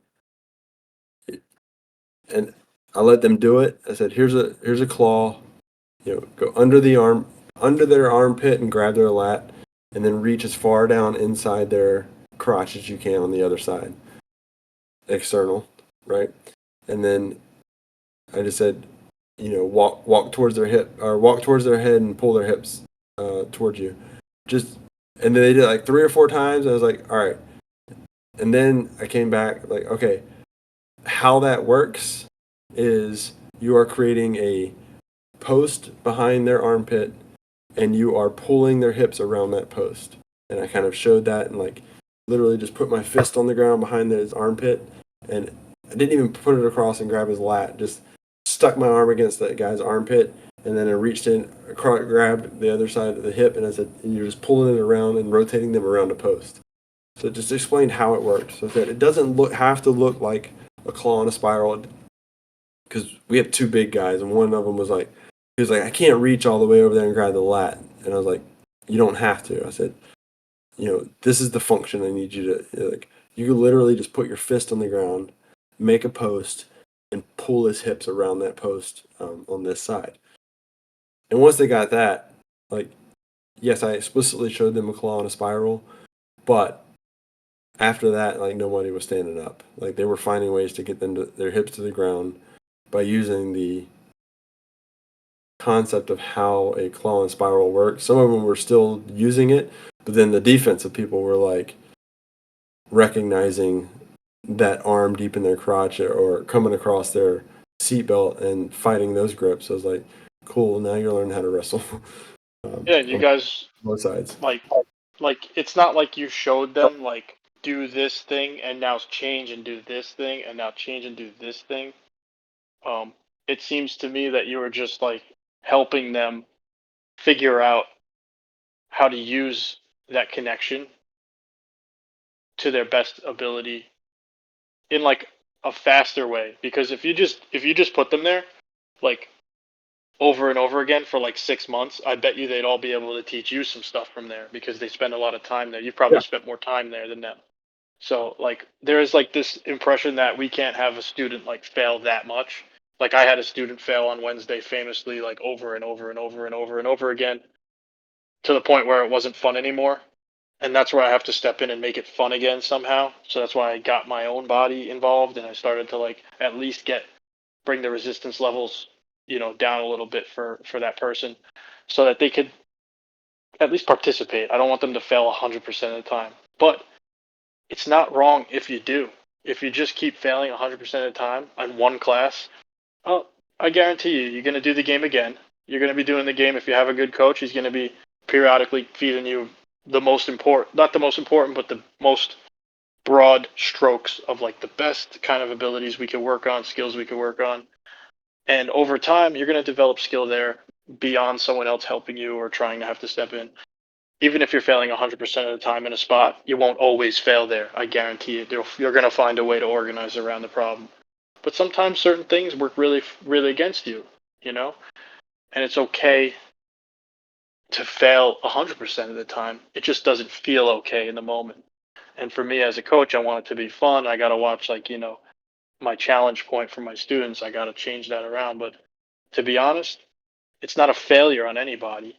It's you being exposed to something that famously you've done something else there. And you're so used to that thing that your other behaviors there are just gone.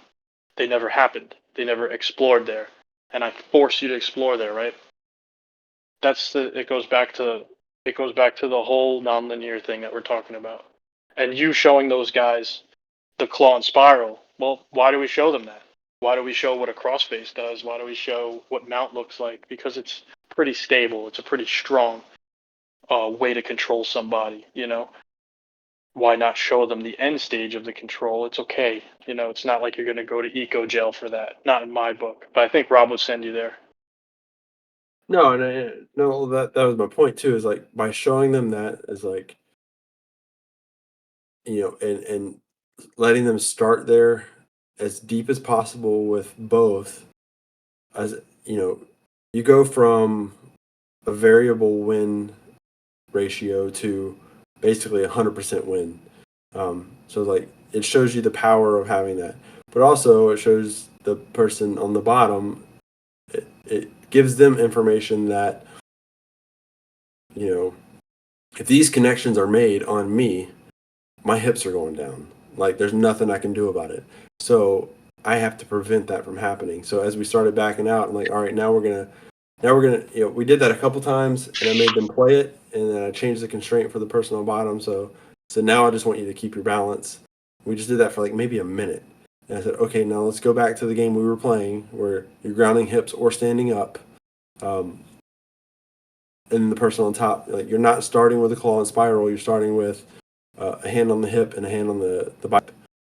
So then they immediately switch to like the person on bottom is now defending the arm coming in from under their armpit, and it's not coming. They're stopping the claw from happening. They're stopping the spiral leg from coming in. They're opening up space. They're getting their hips away. Like all their behaviors immediately because they felt, some solution that was going to make them lose immediately. And Which I that's thought, where learning on both sides is yeah, relevant is like in a ratio to liveness, right? You mitigated the amount of time you spent with a dead environment for the bottom guy. You mitigated that only because you're aware of that very thing. So you can plan around how much you're gonna teach something that is like explicit. If you hadn't known this stuff, you probably could have spent the entire class teaching there instead of undeadening it or livening it, right? It's kind of dead at that point for the guy on the bottom, and they're just sitting there, when can I be resistant? and that's learning on both sides, and that's exactly what we're doubling the amount of, or even 4xing the amount of like actually used mat time, right? Yeah. And that's because you understand certain things about nonlinear approach, about learning, about coaching, and about when to teach something explicitly and when not to. And I think you treated it like junk food. You knew that you shouldn't do it the whole time. You knew that you should keep it as minimally invasive as possible, and then go back to the real diet stuff. And I like that. Yeah. I will say the only thing I was disappointed in is so the goal was to get their hips on the mat, and no one circled around a front headlock and rolled. I was like, someone, I, I didn't. I was just hoping it would happen. Like I was hoping someone would go front headlock, head and arm, and do like a gator roll, because that would have been a viable solution. But no one did it. But that was just The my goal was own. just get their hips on the mat any way you want. Yeah, their hip. That's awesome. Yeah, Yeah, that's awesome. it's turtle to get their hips down. So I was like, even planning it, I was like, claw and spiral is going to be the way to go. Or, you know, taking out the far posts and driving, far arm, far leg, driving them over. I was like, that's going to be the things I'm going to see the most of. And I was like, I wonder if anybody's going to go front headlock, you know, north south and roll, but no one did. That might have been outside of the box for them, and they might have thought since you showed that spiral that they have to stay there. I don't know what No, the but room really looked I like, but didn't show a spiral from the beginning. That was the thing. oh, But I gotcha. did, but I did kind of like loosely demonstrate like what we were doing. We started on the back. We started, and then the seated was back, and then turtle kind of on the side. So it's kind of like they did. I think they were kind of constrained by how I demonstrated, and we're mimicking a little bit, but it's all good. It was just interesting to me. Another one of those things like they're gonna mimic you as much as you demonstrate. So how much you demonstrate. Uh, yeah.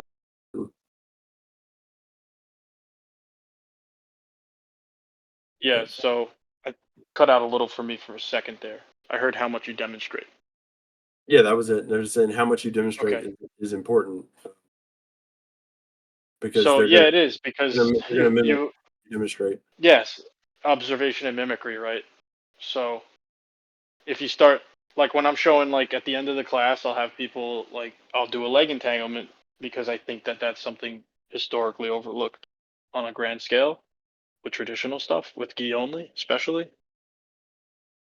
Um, so I always make sure to cover that because there's a high demand for people to come to the class because they want me to teach them leg locks. Historically, that was like my like thing, right? People Mm. like that I studied them, that I really was into like leg entanglements and all that stuff.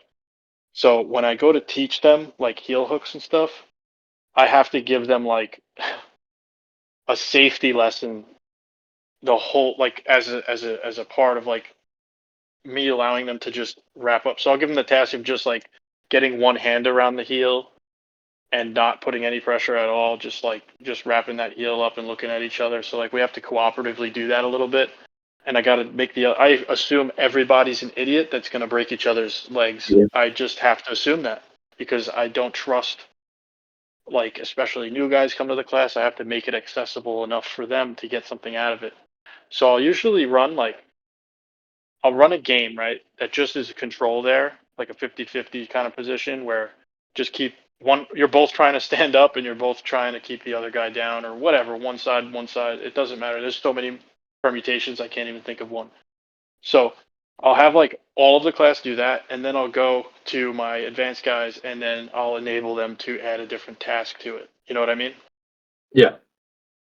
So I'll say, okay, now you guys, you can take each other's back. You can get chested back. You can stand up. You can grab the heel. All those things are live because it's real. Or you can try straight ankle locks here, whatever. It depends on who I'm looking at. Some guys can do all those things, so I have to like try to funnel them into or at least try to allow them that way. So I can like run a general leg entanglement thing but I have to show them a certain amount of stuff there. Otherwise, I assume they're going to just rip each other's legs off and hurt each other, because they might if you don't show them some of the stuff there. And anything dangerous like that, where you think that it might be dangerous, that's your discretion. If you have a room full of guys who have done leg locks for a long time, you can gloss over that. You don't have to show them much. But I just don't trust like some of the newer people. All my guys have been there for a while. I trust them. They're not going to hurt each other. But some of the newer people never saw it before. I have to make sure they know exactly how much danger is involved. Like if somebody wraps your heel up, don't start spazzing out. Like, this is how you want to behave. This is our intention here, and that, and this and that. So just to build off the junk food and the diet thing, like any healthy diet has some junk food in it. All right, I like cheat meals. That's why I'm pretty big. It's not always bad.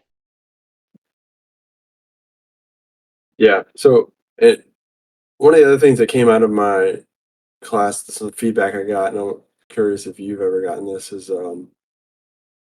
so on the second game we did, one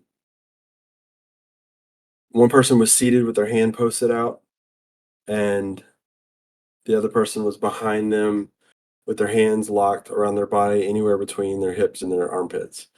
And all you had to do if you were seated was get to one knee, one foot, like, the first step of standing up.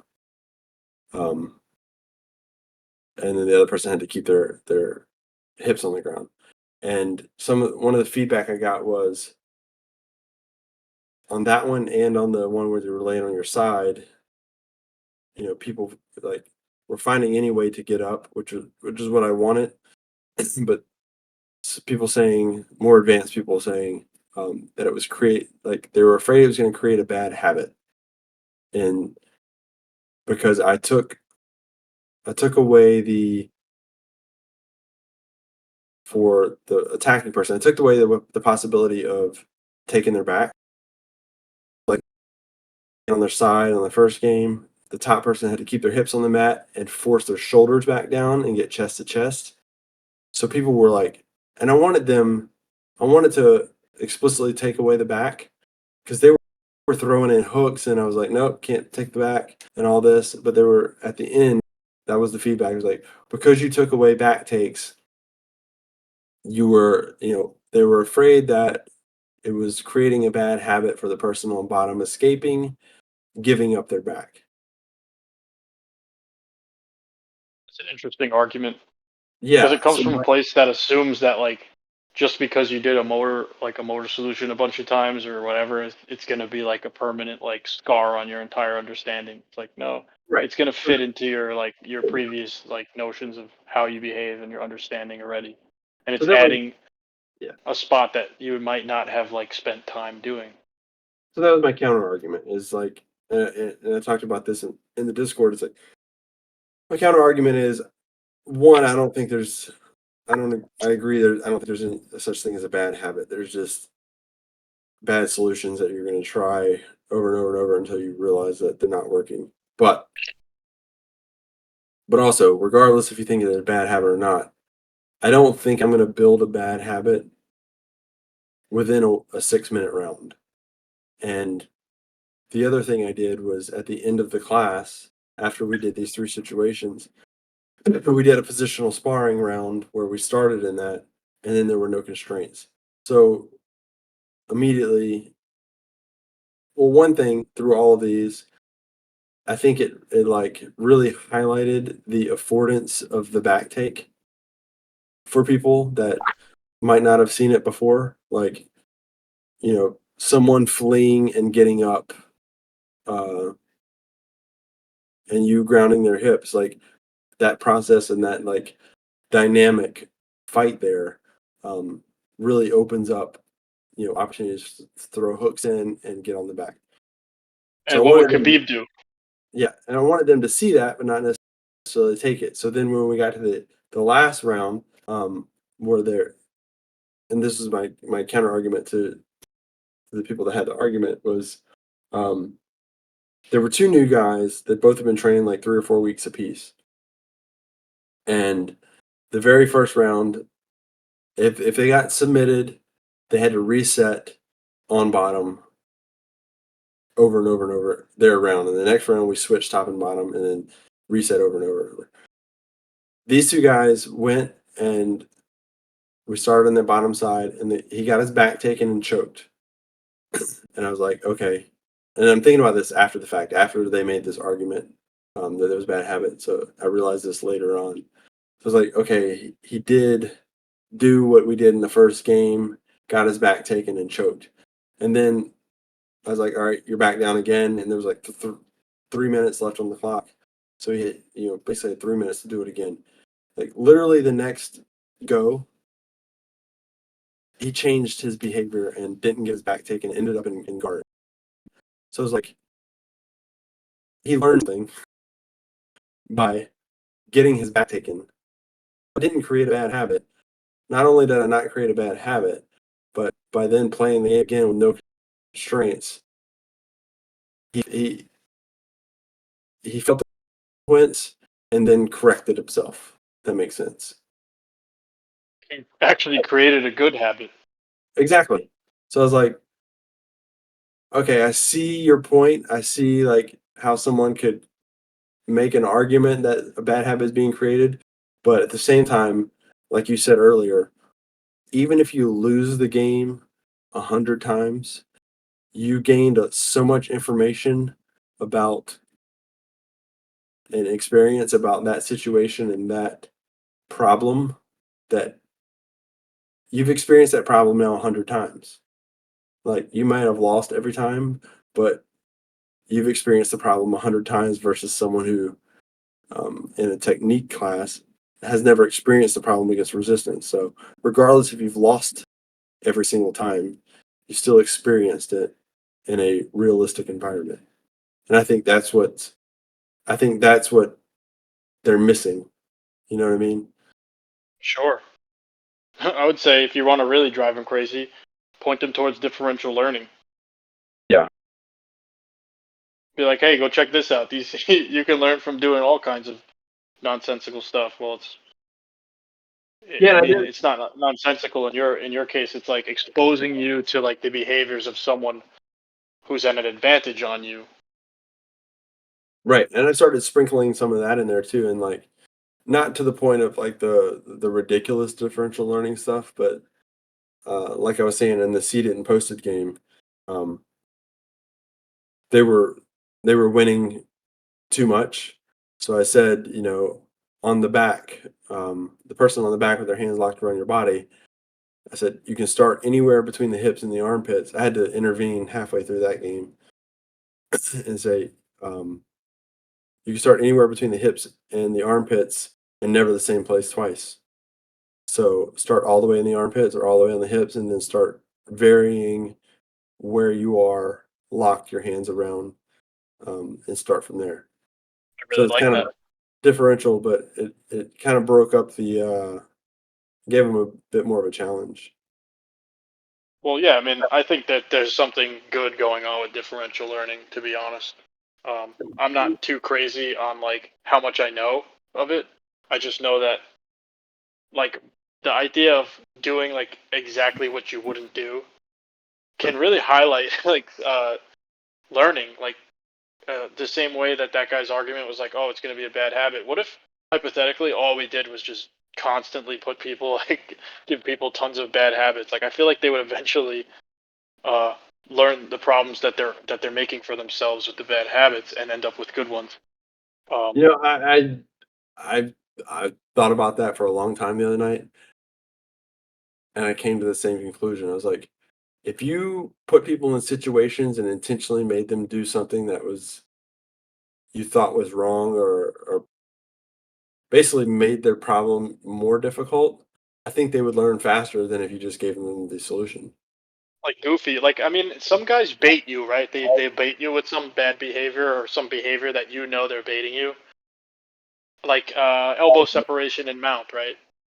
Like Mhm. some guys actually separate their own elbow and they leave it there. And when you go to reach for it, they just like disappear, or something. There's all kinds of examples of this where people are like baiting.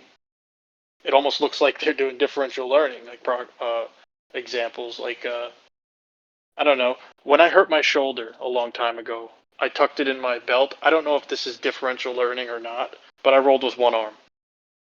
Okay, against people who had two.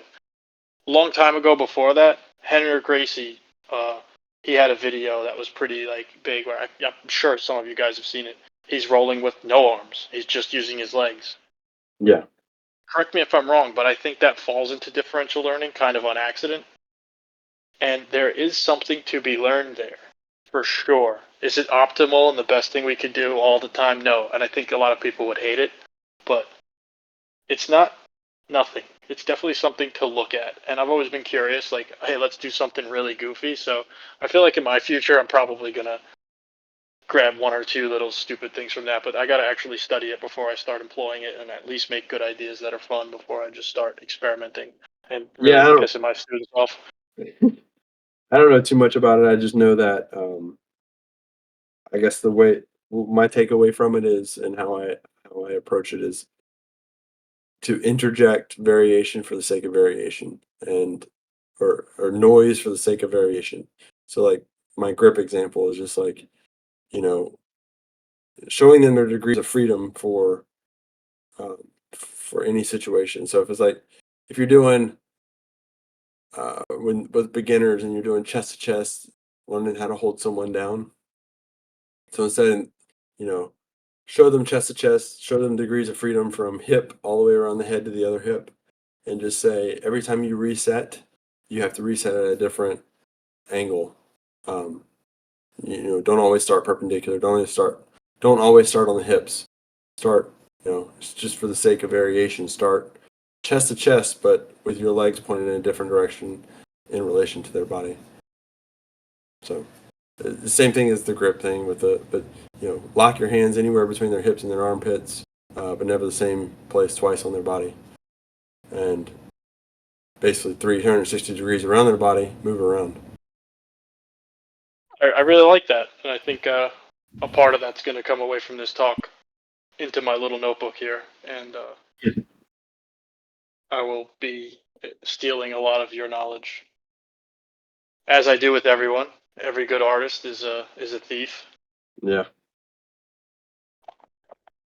But I like to No, credit you I'm sure I guys. got all these ideas from someone, or just just pay attention to someone doing something and picked it up. So Yeah, I really like that though. The variation for the sake of variation. I guess that's what falls into differential learning. I don't really know. I just feel like I see people doing cartwheels over each other, and like rolling with like one leg and not using their right leg. And now we're gonna roll around. We're gonna wrestle without like I don't know our entire right leg and right arm.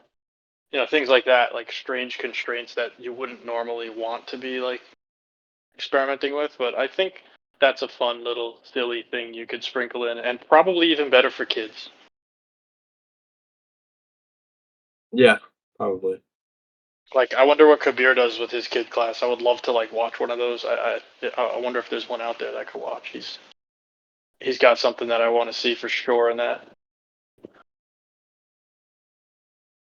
Yeah, I don't know if he has any of his kids' classes up, but yeah, I think I try not to venture too much into the realm of like physical constraints too much. I played with them at the very beginning of getting into this, or like when it comes to differential, like adding in blindfolds or blacked out goggles and all that kind of stuff, I think is a little too far out there for me. I think there's enough variation with just how we interact with one another and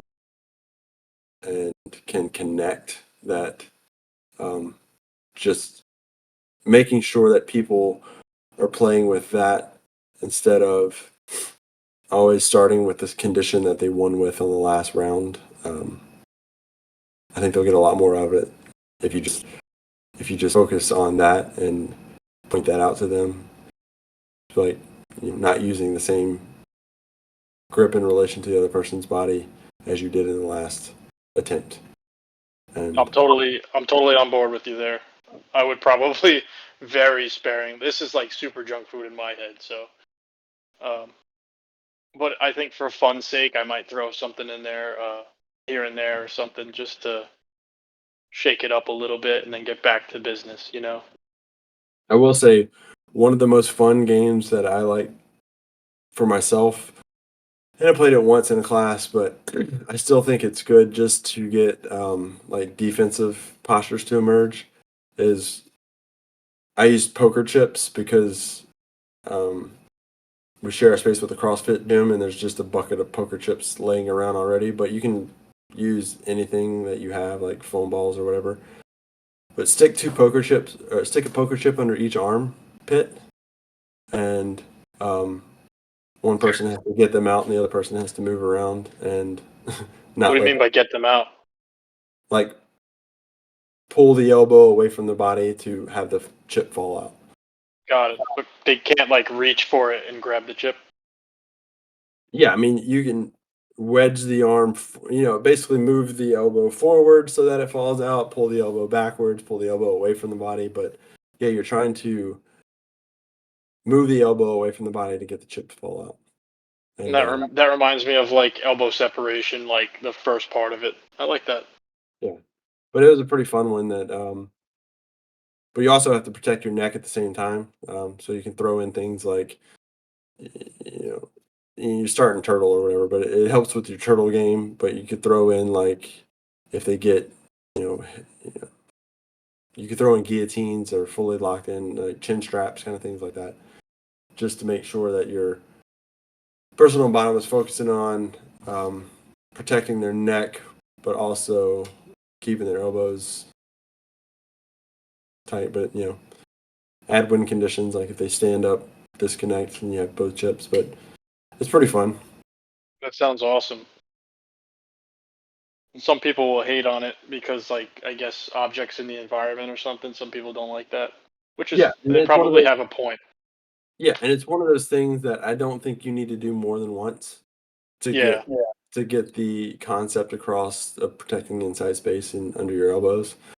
It's like you need like one round, and then you realize like how you give up by giving just under one of your arms. So, but it was a fun experiment. yeah, that's cool to like to do once or twice, right? Like, especially, I guess with guys who are more experienced, maybe I don't. It might be too much for like a super noob to do, but I don't know. Yeah, Who am I to judge? but it's hard. I mean, you get a lot of things that a lot of things that you don't really think about using, especially when if you start in turtle with that, like sit outs, rolling, inverting, all that to protect your elbows and protect your head when you aren't extending your arms to use them and reach. Um, you basically can't use your arms. You can use your arms up to your head, but I don't know. It was fun. A lot of things that came T out of it. Rex. It would make me Ba- like T Rex arm a lot, which is a pretty fun arm posture that seems to be pretty good for grappling. Yep. All right, my man. I got some things to attend to. This was a really good long talk.